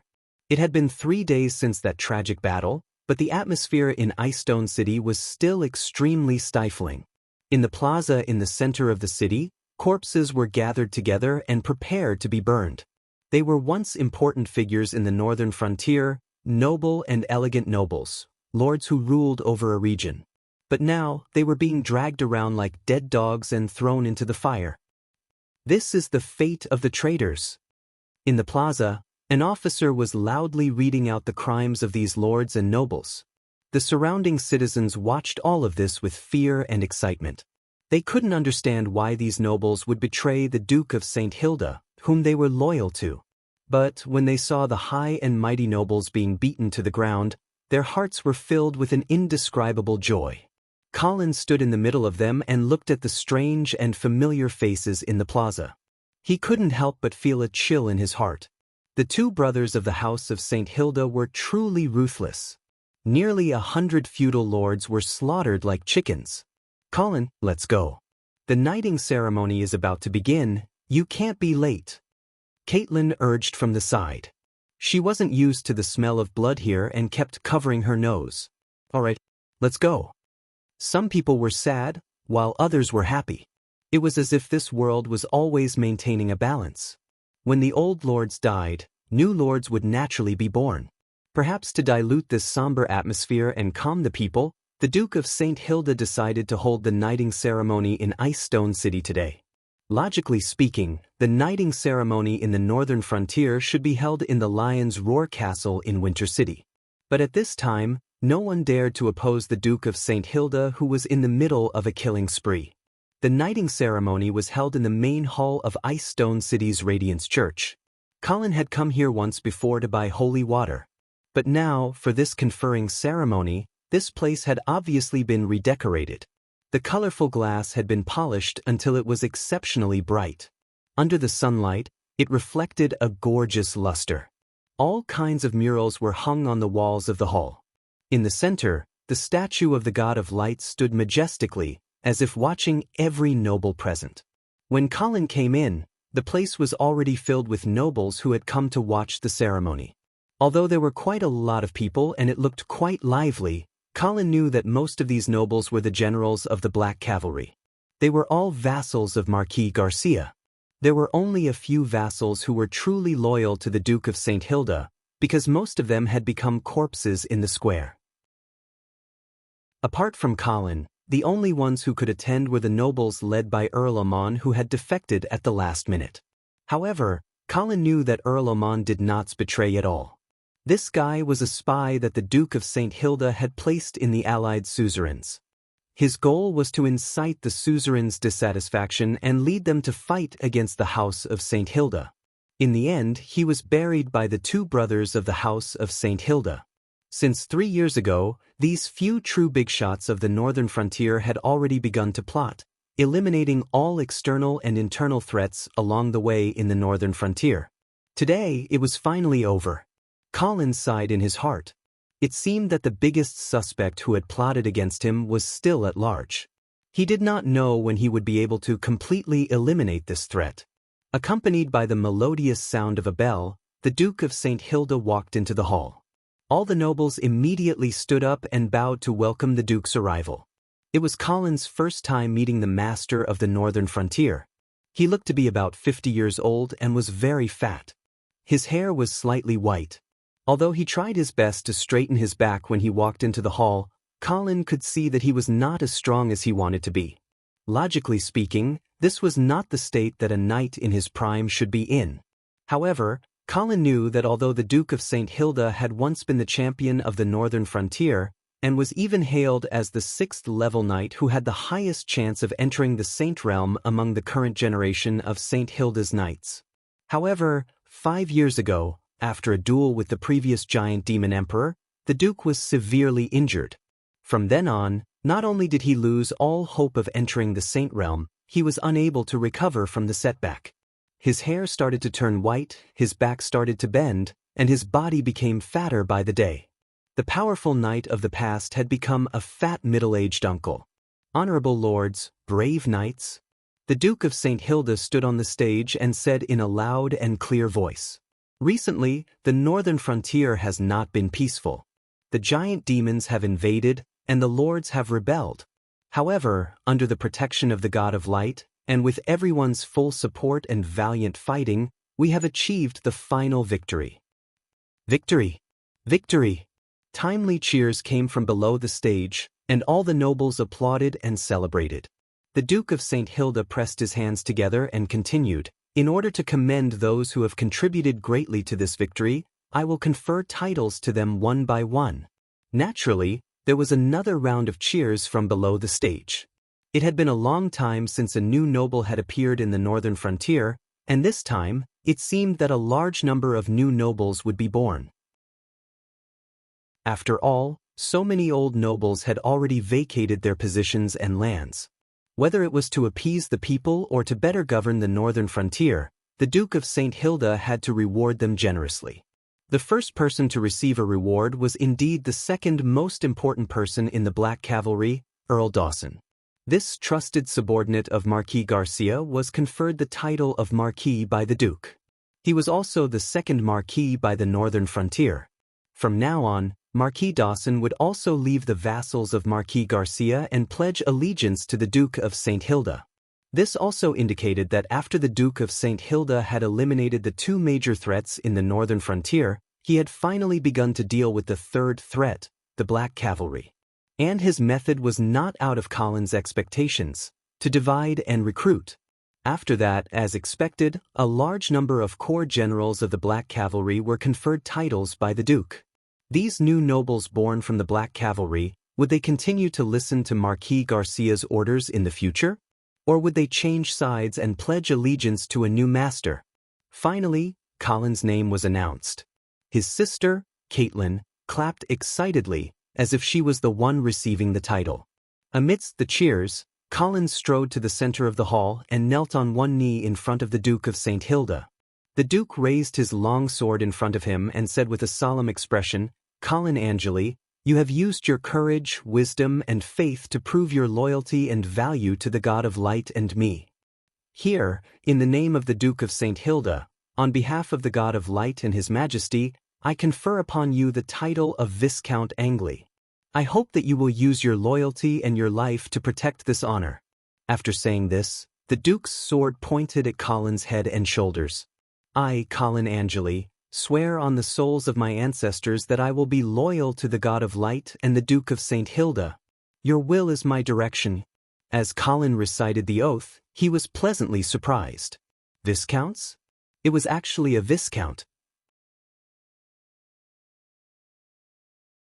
Chapter 66. How difficult was it to be promoted from a baron to a viscount's? The Angeli family's baron title was obtained by Colin's great-great-grandfather after he fought on the battlefield for half of his life. Since then, even though 3 generations of the Angeli family's barons had fought on the battlefield, and 2 of them had even died on the front lines, they were still unable to promote the family to a viscount's. Of course, this was because there were too many feudal lords in the northern frontier, and their metabolism was too slow. However, it also showed how difficult it was to be promoted. This time, Colin did not expect that not only would he inherit his father's baron title, but he would also be promoted to a viscount's. While he was pleasantly surprised, Colin also realized that his promotion was actually the result of a combination of factors. Firstly, most of the old feudal lords in the northern frontier had been wiped out by the 2 brothers of the House of St. Hilda, and a large amount of land had been recovered by the House of St. Hilda. This naturally made it easier for him to be promoted to a viscount. Secondly, Colin had also participated in the battle against the trolls, and he had gained a lot of credit. Although Colin's role in the battle was very small, and it was not an exaggeration to say that he was just a bystander, the Duke of St. Hilda obviously did not want to give all the credit to the generals of the Black Cavalry. Therefore, Colin was the only noble who was loyal to the Duke of St. Hilda, other than Marquis Garcia, and of course, the Duke would take special care of him. Thirdly, he did not know if Marquis Garcia and Vera had played any role in this matter. If the 2 of them had mentioned Colin in front of the Duke, then it would not be difficult for him to be promoted to a viscount's. In short, this time, Colin was awesome. The Angeli family had taken a big step forward under his leadership, and it was not an exaggeration to say that he had brought honor to their ancestors. Among the crowd, Caitlin was so emotional that tears were streaming down her face. She clenched her fists in front of her chest. She was probably comforting her dead father and asking him to rest in peace. After Colin finished his oath, an attendant walked up with a brand new set of Viscount's formal attire. It was a dark red velvet coat and black trousers. The coat was embroidered with the Angeli family emblem on the chest. Below the emblem were 2 silver stripes, which were the symbol of the title of Viscounts. Colin took it with both hands. Then, the attendant handed over the Viscount's rings and ribbons, as well as a piece of parchment with the seal of the Duke of St. Hilda. On the parchment, it was written that the new territory was conferred to the Angeli family. Colin held the pile of items and bowed to the Duke of St. Hilda again before leaving. Caitlin ran excitedly to Colin's side. She could barely contain her joy. But she knew that she had to pay attention to the situation. She only whispered in Colin's ear, "Colin, that's great. Father will be proud of you when he knows." The Angeli family has worked hard for so many years, and we've finally become a Viscount's family. Quick, quick, let me see where the new territory is. Colin looked at his excited sister, but his heart did not waver. After all, he did not have a strong sense of belonging to the Angeli family. Moreover, he wanted to know if his sister was really happy for him, or if she was just pretending. Just as Colin stared at Caitlin carefully, he suddenly noticed that the joy on her face froze. It was replaced by shock and confusion. What's wrong?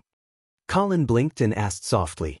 Caitlin unfolded the parchment in front of Colin and asked in disbelief, "Look at the family's new fief. How could it be here?" Colin looked at the parchment in confusion, and then he was stunned. How could it be here? Did she write it wrong? Just as Colin and his sister looked at each other, the conferring ceremony continued. This time, Consudwa's name was called. This eldest son of the Sudwa family, who had some grudges with Colin, walked excitedly to the center of the hall and knelt down on one knee. In the past 2 months, the situation at the northern frontier had changed drastically. To be honest, Con had been at a loss and fearful. Fortunately, he remembered his father's last words and followed in the footsteps of his uncle, Earl Aldman. That was how he managed to survive this crisis. He had even made a great contribution. In Con's opinion, if that annoying Colin could be conferred the title of Viscounts, then wouldn't the Sudwa family's title be promoted? However, just as Con was waiting expectantly for the conferring ceremony, the Duke stabbed his long sword into the marble floor and questioned Con. "Knight of Con, tell me, what is loyalty?" "What?" Con raised his head and looked at the Duke of St. Hilda blankly. The crowd suddenly quieted down. Con's sister, Cynthia Sudwa, who Colin called Crazy Woman, was also shocked by the Duke's question. She clenched her fists and instinctively realized that something was wrong. Colin held the parchment in his hand and looked at the stunned Con. He seemed to have suddenly realized something, and a cold smile appeared on his lips. Of course it's, what is it?" The Duke of St. Hilda's expression was cold, and his sharp gaze seemed to have pierced through the pitiful knight kneeling in front of him. Under such a gaze, Con only felt that his mind was blank, and he was not even sure what he was saying. The Duke of St. Hilda's tone was extremely cold. "You asked Charles to give up the title of Marquis in front of everyone. Is it out of loyalty? It's over. The Sudwa family is over." This was the thought of all the nobles present. Obviously, the Duke of St. Hilda was digging up old scores. When Con was pushed out by Earl Amon to stand out, many people guessed that he would pay the price for it. Now, the price had really come. Con thought that by switching sides with Earl Amon, he would be able to write off his previous offense. But obviously, the Duke of St. Hilda did not intend to let the Sudwa family off so easily. The face and glory of the House of St. Hilda was not something that a small noble could casually trample on. Of course, the real reason why Charles voluntarily gave up his title was because of the pressure from Marquis Garcia. But Marquis Garcia had enough confidence to prevent the Duke's anger from pouring down on him.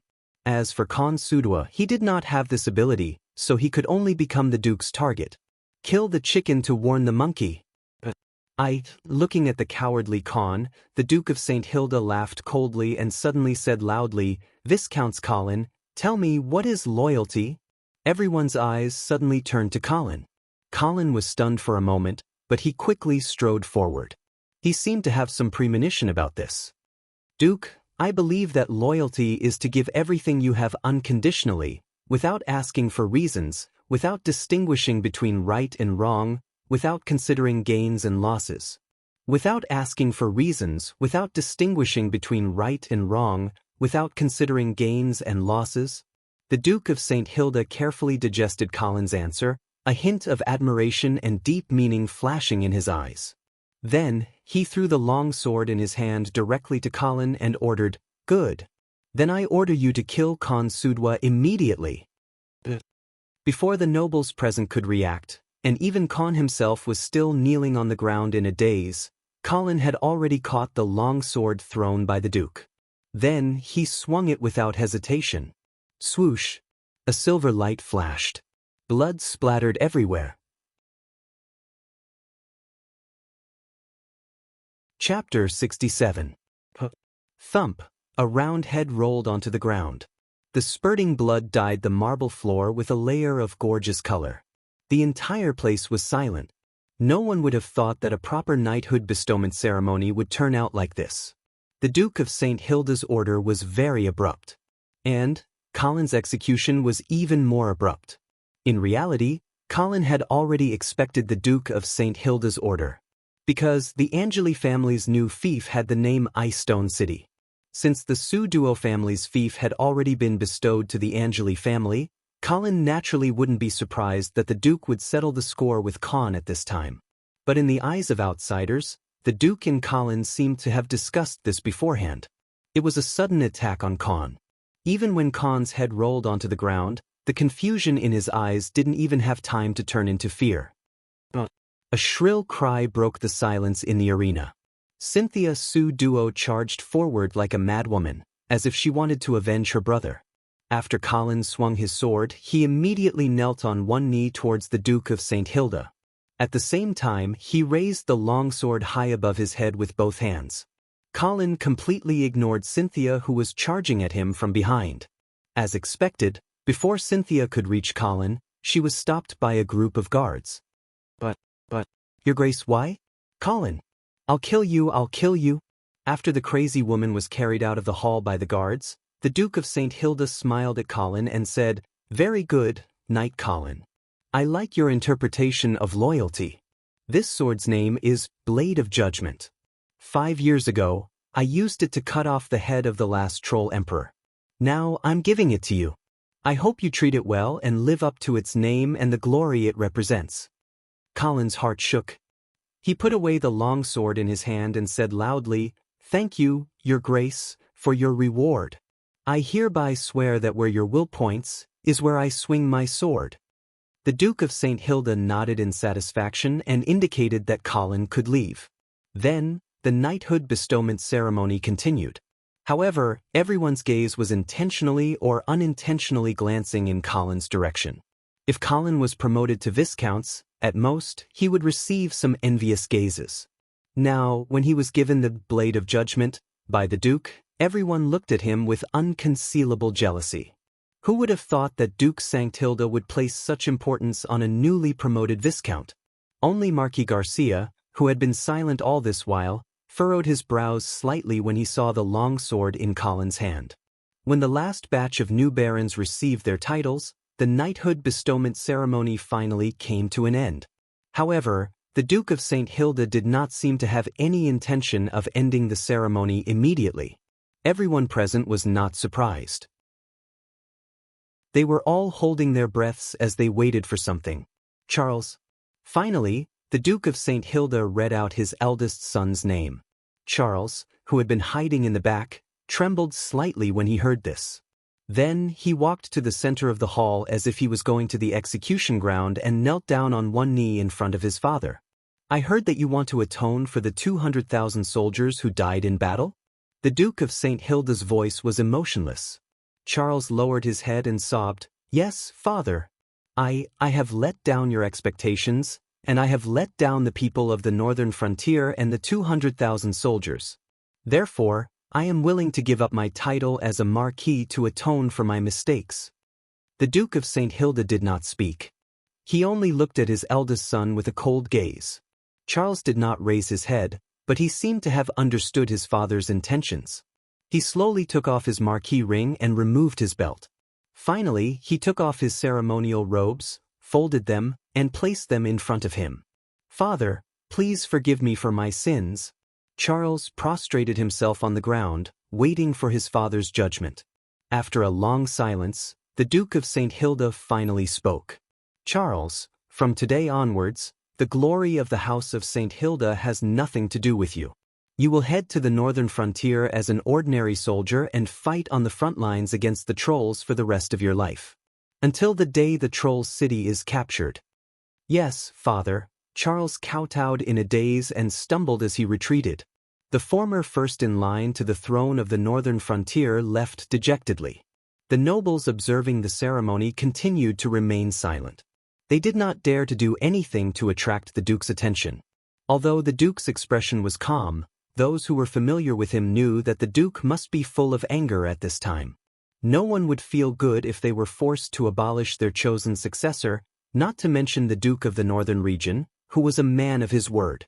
Obviously, this matter was a great provocation to his authority. However, he could only grit his teeth and swallow it. The atmosphere in the hall gradually became heavy. The ceremony was not over yet. The Lord of the Northern Frontier could not be without an heir. Since Charles had been deprived of his title, naturally, someone had to inherit the title of Marquis. And this person, who could it be?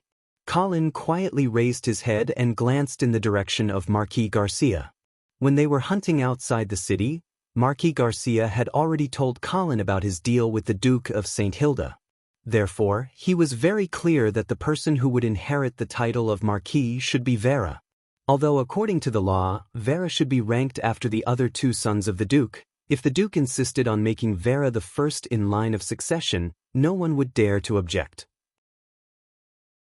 Oh no, the only one who dared and was qualified to object was Marquis Garcia. However, Marquis Garcia obviously would not object. As for the imperial aristocratic Senate, perhaps they could have a strong binding force on ordinary nobles, but they did not dare to interfere with the succession of the House of St. Hilda. Even if Vera's succession was not legal, as long as the Duke of St. Hilda gave a reasonable reason, they would definitely accept it. This reason was very easy to find. For example, the second son was too weak and the third son was too young. In short, when the Duke of St. Hilda and Marquis Garcia reached an agreement, there was nothing in the northern frontier that they could not decide. However, just as Colin was looking forward to hearing Vera's name, another name came out of the Duke's mouth. Adams. Colin suddenly raised his head and looked at the figure in the middle of the hall in shock. What is going on? Shouldn't it be Vera? When the Duke's second son, Adam St. Hilda, heard his father's call, he suppressed the ecstasy in his heart and strode forward, kneeling down on one knee in front of the Duke. In the name of the Duke of St. Hilda, I hereby confer upon you the title of Marquis. I hope that you will not disappoint. Colin was not interested in listening to the rest of the words. He quickly looked in the direction of Marquis Garcia. Then he saw Marquis Garcia's cold eyes. Betrayal. This was the betrayal of Luo Luo. Marquis Garcia had faced many temptations, but in the end he kept his loyalty to his brother. However, he did not expect that he would be betrayed by his brother. The nobles who did not know anything were still celebrating for Marquis Adams. Even the ignorant Vera was happy for her brother. However, only Colin quietly lowered his head. The chaos in the northern frontier was far from over. Chapter 68. After the conferring ceremony, everyone left the church one after another. Most of the nobles were overjoyed. After all, this conferring ceremony was the largest in the northern frontier in recent years. The Duke of St. Hilda's generosity had calmed the nobles in the northern frontier. They all believed that the northern frontier would be even better in the future. Colin ignored his sister who was chattering nonstop and purposely stayed behind to chat with Marquis Garcia to test the thoughts of this big shot. Although Marquis Garcia did not flare up on the spot, Colin knew that the Duke of St. Hilda had completely angered Marquis Garcia because he did not keep his promise to make Adams his first successor. If the two brothers were putting on an act before, then the rift between them was real now, and it could no longer be easily mended. To be honest, Colin did not understand why Duke of St. Hilda would break his promise. It was not because Colin thought that Duke of St. Hilda should abide by the virtues of a knight. He was not that naive. Duke of St. Hilda was an old politician who had ruled the northern frontier for decades. Expecting him not to lie was like expecting a man not to cheat. What Colin did not understand was why Duke of St. Hilda would choose to fall out with his brother in such a way at this time. Duke of St. Hilda was too impatient and lacked political wisdom. If Colin was in Duke of St. Hilda's position, even if he did not want to pass the title to Vera, he would not kick Marquis of St. Hilda's position so quickly. At the very least, he would give the title to Vera first and recognize her as the first successor. He would then stabilize Marquis Garcia's position. Then, whether it was slowly weakening the Black Flag Army or building up another military force that could compete with them, it would be easier for him. After all, Vera would inherit the title of Marquis of St. Hilda's position and would not immediately become one of the Dukes of the North. She could still be stripped of her title in the future. Why be so impatient now? Of course, Colin didn't think that Marquis Garcia would dare to rebel at this time. After all, most of the feudal lords in the northern frontier had been eliminated, and the remaining ones had been pacified by the Duke. And the Black Flag Army's previous act of betrayals had already caused Marquis Garcia to bear the infamy of betrayer.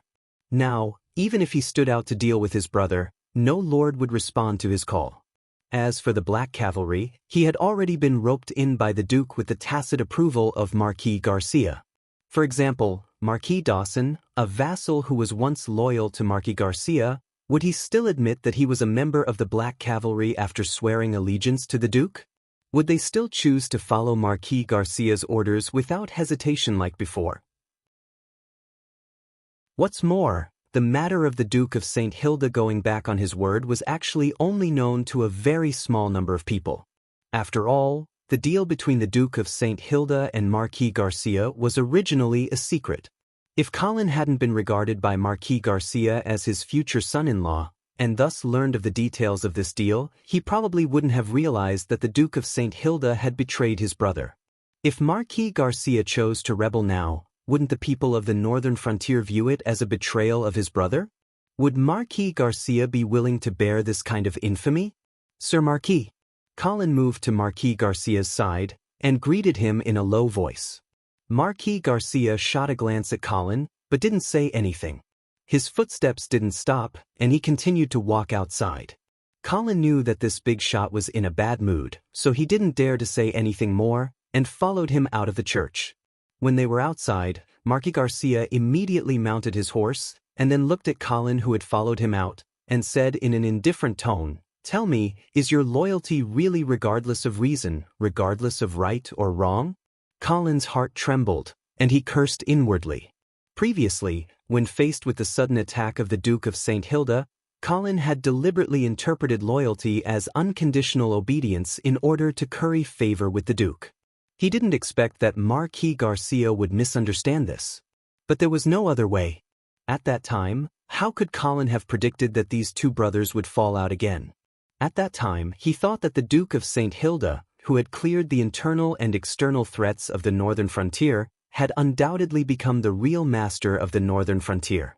If Colin wanted to continue to mingle in the northern frontier, develop the Angeli family, and even marry Vera, he must obtain the approval of the Duke of St. Hilda. Therefore, Colin took the initiative to flatter him. Moreover, when he saw his new fief, he had already realized the Duke's plan, and he also had a grudge against the Sue Duo family, so he was mentally prepared to become a knife in the Duke's hand. But who would have thought that the Duke would actually break his promise to Marquis Garcia at this time? This undoubtedly caused the northern frontier, which had just calmed down, to once again have a turbulent hidden worry. Therefore, Colin was once again faced with the choice of side. And this time, he really didn't know which side to choose. Although in his heart he was more in favor of Marquis Garcia. This was not only because the Marquis had taught him almost everything in the Battle of the Icefield, but also because the Marquis had given him the retired Black Cavalry soldiers to help the Angeli family form a cavalry. He was really training Colin as his son-in-law. Moreover, from a moral point of view, this matter was indeed the Duke of St. Hilda's fault to his younger brother. He had broken his promise. However, at this moment, facing Marquis Garcia's questioning, Colin didn't know what to say for a while. Should he directly admit that what he had just said was nonsense? In this way, wouldn't his character setting collapse immediately? Who would dare to trust a person who could abandon his oath so casually? Just when Colin was stunned, Marquis Garcia had already left on his horse. Before he left behind one last sentence. Go and understand the origins of the blade of judgment in your hands, and then reconsider what true loyalty is. Looking at Marquis Garcia's departing figure, Colin stood there blankly for a while, not knowing what to do. Until his sister, Caitlin, walked over with a puzzled expression and brought Colin back to the inn. In the next few days, Ice Stone City was peaceful. Marquis Garcia didn't do anything drastic, as if he had completely forgotten his brother's betrayal. However, on the night of the bestowment ceremony, Marquis Garcia left Ice Stone City. It was as if he didn't want to stay in this city for another second. Marquis Garcia's departure didn't attract too much attention. After all, this Marquis was used to being alone. Moreover, the true master of the northern frontier was still in the city. However, the Duke of St. Hilda didn't stay in Ice Stone City for too long. On the third day after the bestowment ceremony, he set out to return to Winter City. As the new master of Ice Stone City, of course Colin had to go see him off. It was a sunny morning, and a large group of northern frontier nobles gathered outside Ice Stone City's south gate. The one at the front was naturally the Duke of St. Hilda. Beside him was the newly promoted Viscount Angley. "Colin, are you satisfied with the new territory I bestowed upon you?" "Your Grace, of course I am extremely satisfied." Colin's words weren't completely flattery. Because the Angeli family's current territory was indeed very large. Originally, the Su Duo family's territory was Ice Stone City and the surrounding area of about 30 kilometers. However, this territory wasn't directly connected to the Angeli family's original territory. There were also two barons' territories in between. However, these two barons had been beheaded in the previous rebellion, so the Duke simply bestowed these two territories to Colin as well. Thus, including the original Grey Castle town, Colin's current territory was the size of the original Viscount's territory and 3 barons' territories combined. This definitely exceeded the size of a normal Viscount's territory. If it wasn't for the fact that there was too much land in the northern frontier and too few lords, the Duke of St. Hilda wouldn't have been so generous. So, are you satisfied?" the Duke of St. Hilda asked with a smile. Colin blinked and also smiled. "Of course not. No lord would be satisfied with the size of their territory." The Duke of St. Hilda laughed loudly, as if he was very satisfied with Colin's answer. After laughing for a while, the Duke said, "Did you know? My grandfather once said something similar." He raised his whip and pointed to the east. "There is no point in going to the ice field in the north. It is too cold and barren. However, if you want to expand your territory, you can try to go to the east." After saying that, he didn't wait for Colin's response and immediately whipped his horse and left. Colin froze in place, wondering what the Duke's last words meant. At this moment, a gorgeous carriage passed by Colin. The curtain of the carriage was lifted, revealing a beautiful face. "Colin, Miss Vera, my coming-of-age ceremony is in a month's time. Will you come?" "Of course, it would be my pleasure." Vera smiled sweetly and put down the curtain. The convoy slowly moved forward and gradually disappeared into the horizon. Colin stood outside the city gate for a long time, but he didn't watch the Duke's convoy leave. Instead, he looked to the east, where the Duke of St. Hilda had just pointed. That was the eastern border of the empire. There was also a small country sandwiched between the northern frontier and the eastern border, the half-elf kingdom. Chapter 69. Following the departure of the Duke of St. Hilda, the rest of the lords of the northern frontier also left one after another. Ice Stone City also became deserted. Of course, this kind of desertion was only relative. Compared to the Angeli family's former fief, Grey Castle town, Ice Stone City was clearly much more lively. The lives of the citizens of the city seemed to have returned to their original trajectory. Although the lord of the city had changed, it didn't seem to affect them much. Compared to who was the lord of Ice Stone City, these citizens were more concerned about whether they had enough food to eat and whether they had enough clothes to wear. However, for some people, this was an earth-shattering change. These people were, of course, the former lords of this city, the Su Duo family. After being stripped of their title and fief, the Su Duo family could only choose to leave quietly.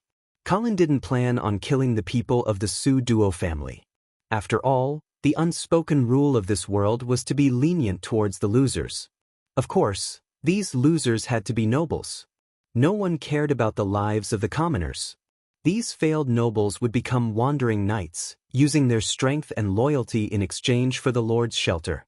They looked forward to the day when they could use their military exploits to regain their fief and title, restoring their family's glory. This was the world's leniency towards nobles who had lost their power. Because in the eyes of the people of this world, failure was only temporary, but bloodlines were passed down from generation to generation. Only noble bloodlines could give birth to great heroes. And these heroes who could turn the tide were the foundation of the human race in this world. Today, a family was exterminated and the legacy of a noble bloodline was severed. Perhaps, because of this, a hero who could save the human race in the future was killed. Of course, this was not allowed. Therefore, even if it was the Duke of St. Hilda, after executing the rebellious lords, he could only strip them of their titles and fief, but he wouldn't exterminate their family members. Colin obviously didn't dare to break this unspoken rule, unless he didn't want to continue living in the Radiant Empire. However, although he wouldn't exterminate the Su Duo family, there was one person among them that Colin didn't plan on letting go so easily. This person was, of course, the crazy woman who had caused trouble for him time and time again, Cynthia Su Duo. Still can't find them? Yes, Lord Viscounts. Obviously, Cynthia seemed to have expected that Colin would not let her off. Once the ceremony was over, she ran away without a trace. Colin frowned. He also felt that it was a little tricky. If a Tier 3 knight wanted to escape, it would be hard for him to catch him. What about that Su Duo family servant called Sar? I'm sorry, my lord. I didn't find it either. Colin snorted, feeling somewhat helpless. However, he didn't blame Knight Raymond too much. After all, the Angeli family had only recently taken over Icestone City and could be considered a standard external force. In addition, Raymond didn't bring many soldiers with him from Grey Castle, so sealing off the entire city was simply unrealistic. Forget it, let's not look for it for now.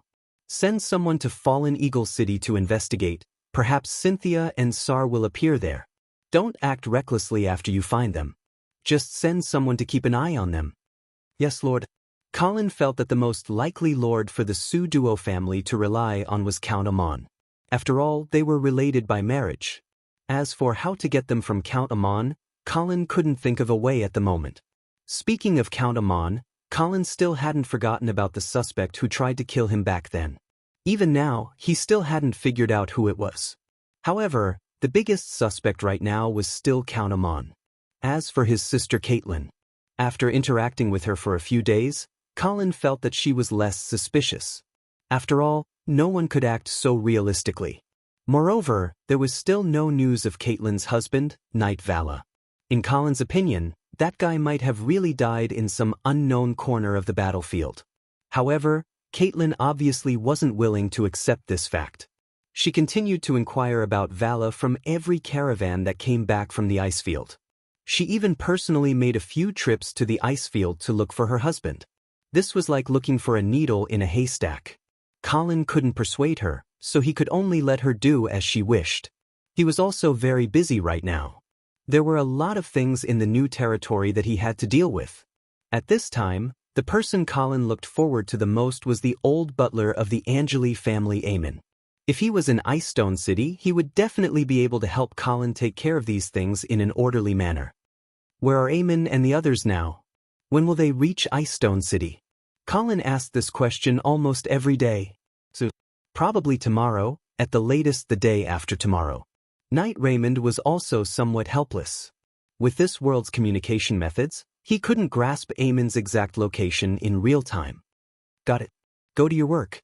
Colin sighed and didn't make things difficult for Raymond. After Raymond left, Colin once again buried his head in the pile of documents on the table. After an unknown amount of time, the candles on the table had almost burned out. Colin rubbed his sore eyes and ordered loudly, "Change the candles for me." However, the servant outside the door didn't respond. Colin waited for a moment and called out again, but still didn't receive a response. He frowned, thinking that the guy outside was dozing off again, so he got up and walked towards the door. The moment he pulled open the door, Colin suddenly realized that something was wrong. But just as he was about to quickly retreat, a long sword suddenly pierced through the door, stabbing towards his heart. Bang! In the blink of an eye, Colin immediately leaned back and fell to the ground, dodging the sword. The dazzling holy light surged like a tide, and the wooden door exploded with a bang, sending wood shavings everywhere. Colin hurriedly rolled and quickly got up from the ground. Without looking back, he rushed towards the blade of judgment, hanging on the wall. However, the assassin was even faster. Before Colin could touch his weapon, a sharp pain came from his back. Thump! The injured Colin fell to the ground. However, there wasn't much panic on his face. He struggled to turn his head, leaning against the wall to look at the intruder. It was indeed that crazy woman, Cynthia. Cough cough, did you come to kill me yourself? Or did someone order you to come? Colin asked seriously.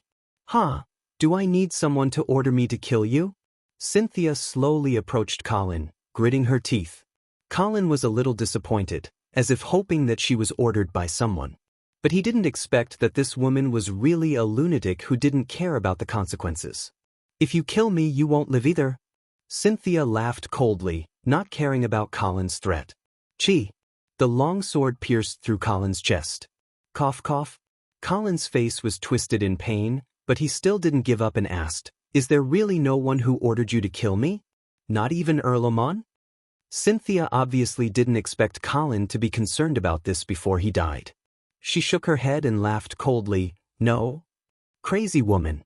Colin laughed coldly and scolded. Faced with Colin's scolding, Cynthia actually laughed excitedly. Cynthia, who was immersed in the thrill of revenge, didn't notice that Colin's eyes were gradually becoming fierce and bloodthirsty. He completely ignored the long sword that pierced through his chest and rushed forward, grabbing Cynthia's neck. Then he bit her.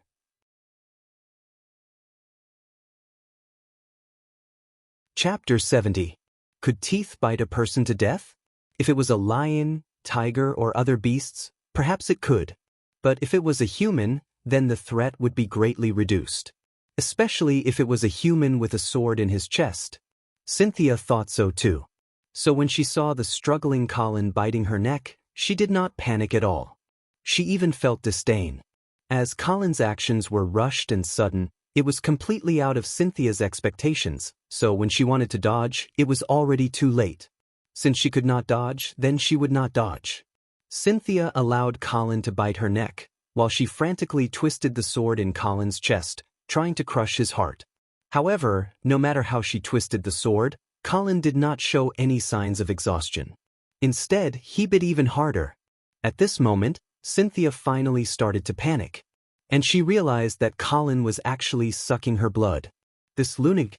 But before Cynthia could try to break free from this crazy man, a tremor from the depths of her soul instantly made her lose consciousness. And Colin was still lying on Cynthia, who was gradually falling to the ground, sucking continuously. Ah, such a sweet taste. He could not extricate himself. Actually, when Cynthia lost consciousness, Colin already knew that the danger was over. But he did not want to get up from her body. A primitive instinct from the depths of his blood made him unable to stop. To suck her dry. Previously, when Colin drank blood, although he enjoyed it quite a bit, but he did not have this kind of addictive feeling. But at that time, Colin drank the blood of the dead. Unlike now, he was completely gnawing on her raw. Could it be that this was the correct way to be a vampire in this world? The last bit of rationality in his mind told Colin that he must stop sucking immediately. Otherwise, Cynthia would really be sucked dry. Of course, he was not worried that this crazy woman would die. In fact, based on what this crazy woman did to him, Colin could totally kill her without any psychological barriers. However, he definitely wouldn't use such a method. Although Colin had guessed that he would become a creature similar to a vampire from the beginning of his transmigration, he did not wish to become an inhumane demon, a wild beast that was crazy for blood. Stuff. Colin tried to leave Cynthia's neck with the last shred of rationality in his mind. However, he was horrified to discover that he couldn't break free at all. This wasn't just because of the feeling of addiction that he didn't want to break free. Objectively speaking, there was an inexplicable force that tightly bound him and Cynthia together, making it impossible for them to separate. What's going on? Colin began to panic. Large amounts of blood flowed into his mouth, causing his stomach to swell. On the other hand, Cynthia, who was on the ground, had turned extremely pale, and her body was visibly shriveling. Pulp. Gulp. In the dark and quiet room, there was only this eerie sound. Just when Colin thought that he was going to suck Cynthia dry, he suddenly realized that he could no longer suck any blood. Just when he finally heaved a sigh of relief and was about to get up, he suddenly realized that he was still unable to break free from Cynthia's body. What's going on? Just when Colin was bewildered, a strong suction force suddenly came from the wound on Cynthia's neck. This woman actually started to suck Colin's blood. This time, Colin was scared out of his wits. He frantically struggled, trying to break free from Cynthia. However, it was all in vain. It was as if a mysterious ritual was in progress, and there was no way to interrupt it. Colin was extremely regretful at this moment. Why did he have to bite this crazy woman for no reason? Now, he wouldn't be sucked dry by her, right? Also, what the hell was this world's vampire setting? Why was sucking blood so dangerous? Just as Colin was infuriated, Cynthia's shriveled body slowly became plump again. As for Colin's face, it was obvious to the naked eye that he was turning pale. At this moment, Cynthia was a veritable juicer concubine. What was worse was that what she was sucking was not the blood in Colin's stomach that originally belonged to her, but Colin's own blood. Colin had already given up on struggling. He realized that the two of them were in the middle of some kind of ritual, and this ritual, even he could not interrupt it. Not knowing how long had passed, just when Colin thought that he was about to become a dry corpse, the suction force in Cynthia's body finally disappeared. Colin quivered and quickly pulled out his teeth. Then he quickly moved away from Cynthia, afraid that he would be sucked again. Phew, phew, Colin gasped for air. A feeling of relief after surviving a disaster spontaneously arose. After this near-death experience, he immediately swore he would never eat raw again. Although when he first sucked Cynthia's blood, the addictive pleasure made him intoxicated. But later on, the feeling of being sucked back was like going through purgatory. Colin checked his body with lingering fear. Other than the harmless long sword in his chest, the only threat was that he had lost too much blood. In that inexplicable ritual just now, Cynthia had actually sucked away close to half of the blood in his body. The large amount of blood loss made Colin's already pale face even paler. At a glance, he did not look like a human at all. But what made Colin slightly relieved was that there was a lot of Cynthia's blood in his stomach. The amount seemed to be about the same as what Cynthia had sucked away. Could it be that this was actually a blood exchange ritual? If he had a choice, Colin would definitely not want to exchange blood with this crazy woman, Cynthia. If he knew that such an uncontrollable thing would happen, Colin would definitely pretend to be dead first, and then when the other party was not paying attention, he would counterattack. As long as Cynthia was dead, sucking her blood again should not cause such a situation. But it was too late to regret now. Colin had never thought that such an accident would happen to Rana. Since it had already happened, Colin did not have any more meaningless regrets. He started to check his body to see if sucking the blood of a high-ranked knight had allowed him to successfully advance. But he was quickly disappointed. This high-ranked female knight's blood did not give Colin any signs of advancing. But not only did he not advance, after Colin carefully checked again, he was shocked to find that he had actually regressed. He, who was originally a knight of the second rank, had actually regressed to the first rank. Colin was so angry that he almost vomited blood again. What kind of ritual was this? But when Colin calmed down again, he found that there was an inexplicable, mysterious connection between himself and Cynthia, who was still lying on the ground. It was as if he could control that crazy woman. So, he tried to wake up Cynthia, who he did not know if she was dead or alive. Get up. Get up. Then, the originally silent Cynthia suddenly opened her eyes. She quickly climbed up from the ground and knelt on one knee in front of Colin. There was no longer any hatred on her face, and in its place was complete obedience. She opened her red lips and said to Colin in an incomparably respectful tone, "Master."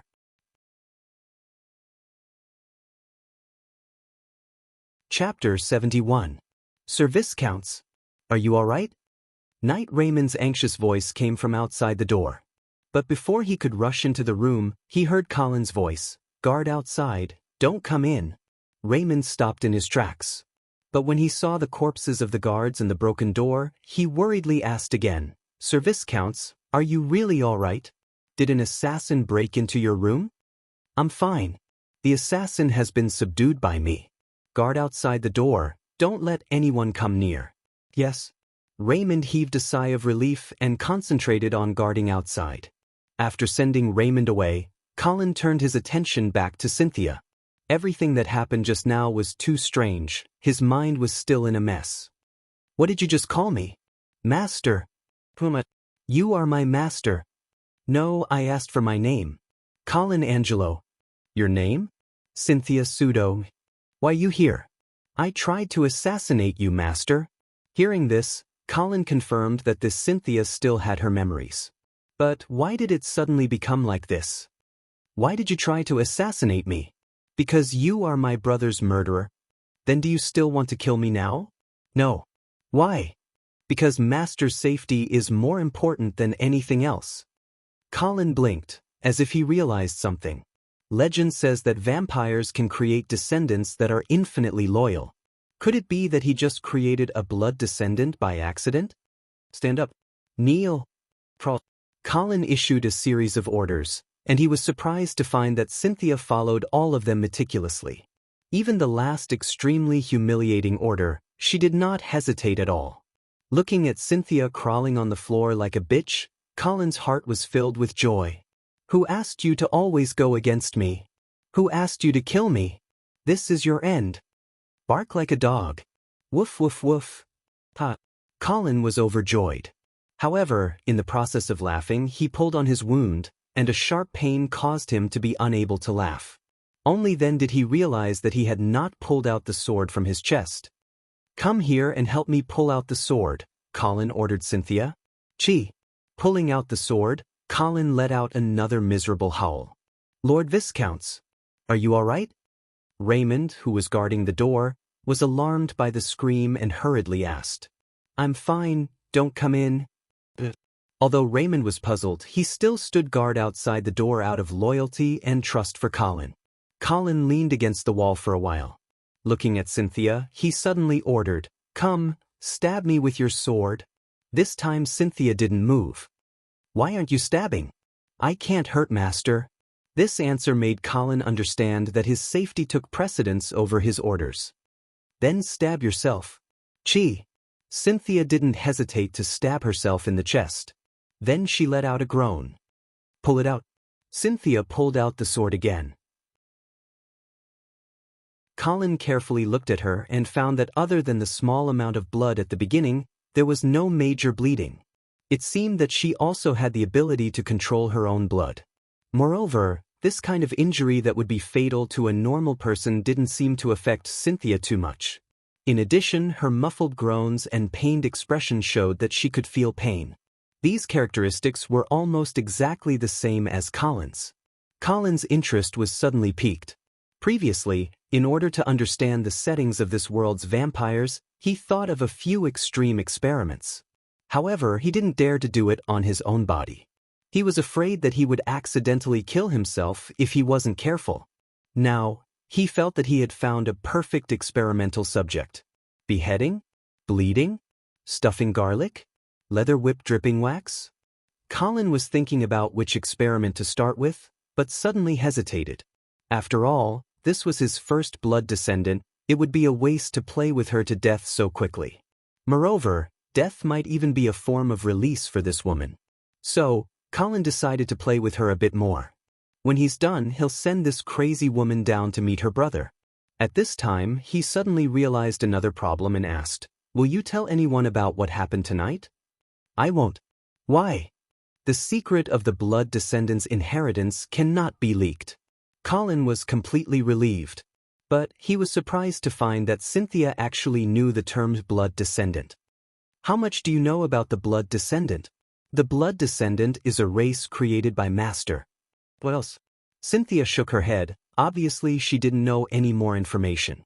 Colin was a bit disappointed. After thinking for a while, he asked, What level are you now? 3rd level. It didn't change. Colin was a bit confused. Why was he the only one who dropped a level? Give me your blood, Colin ordered again.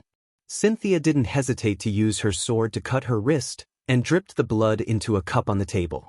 When the cup was almost full, Colin ordered again. Okay, give it to me. Cynthia then controlled the bleeding on her wrist and passed the cup to Colin.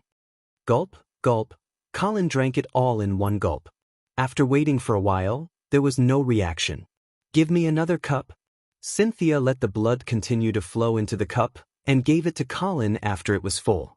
After another cup, Colin found that there was still no reaction. Colin didn't give up and let Cynthia fill another cup. After 3 cups, there was still no sign of advancement. Colin looked at the pale Cynthia and swallowed the words, "One more cup," that was about to come out of his mouth. If she drank any more, she would probably die. But what was going on? Wasn't the blood of a high-level knight supposed to help him advance? Why didn't it work? Could it be that the blood of a blood kin had no effect on him? Colin thought for a moment, and then shouted towards the door, "Raymond, come in." "Yes, Sir Viscounts." Raymond quickly walked into the room and first checked on Colin, and after seeing that he was fine, he stared at Cynthia with vigilance. The smell of blood in the room, and the bloody sword in Cynthia's hand, made this loyal knight's heart tighten. "Raymond, the castle's defense still needs to be strengthened. How could you let someone sneak in?" In fact, this matter couldn't be blamed on Raymond. After all, this castle originally belonged to the Sue Duo family, and Cynthia knew this place like the back of her hand. Raymond, on the other hand, had just moved in here and wasn't familiar with the environment. To prevent a third-step knight like Cynthia from sneaking in was really too difficult. "Sir Viscounts, you are right. This is my fault. Please punish me." Raymond didn't explain and only knelt on one knee in front of Colin, willing to accept the punishment. "Yes, you should be punished." Colin actually nodded and then ordered Cynthia, "Knock him out." Bang. Raymond didn't have time to react, and the scabbard in Cynthia's hand had already smashed into the back of his head. Colin looked at the fallen Raymond and hesitated for a moment. Then he ordered Cynthia, "Let's go. Bite him." You're tuning in to the Passion Pages YouTube channel. We're so grateful for your support, and don't forget to subscribe to join us on this incredible journey through captivating stories. Your generosity through donations truly makes a world of difference, as it's the primary source of revenue that allows me to expand and enhance this channel for you. Thank you from the bottom of my heart for being a part of this adventure.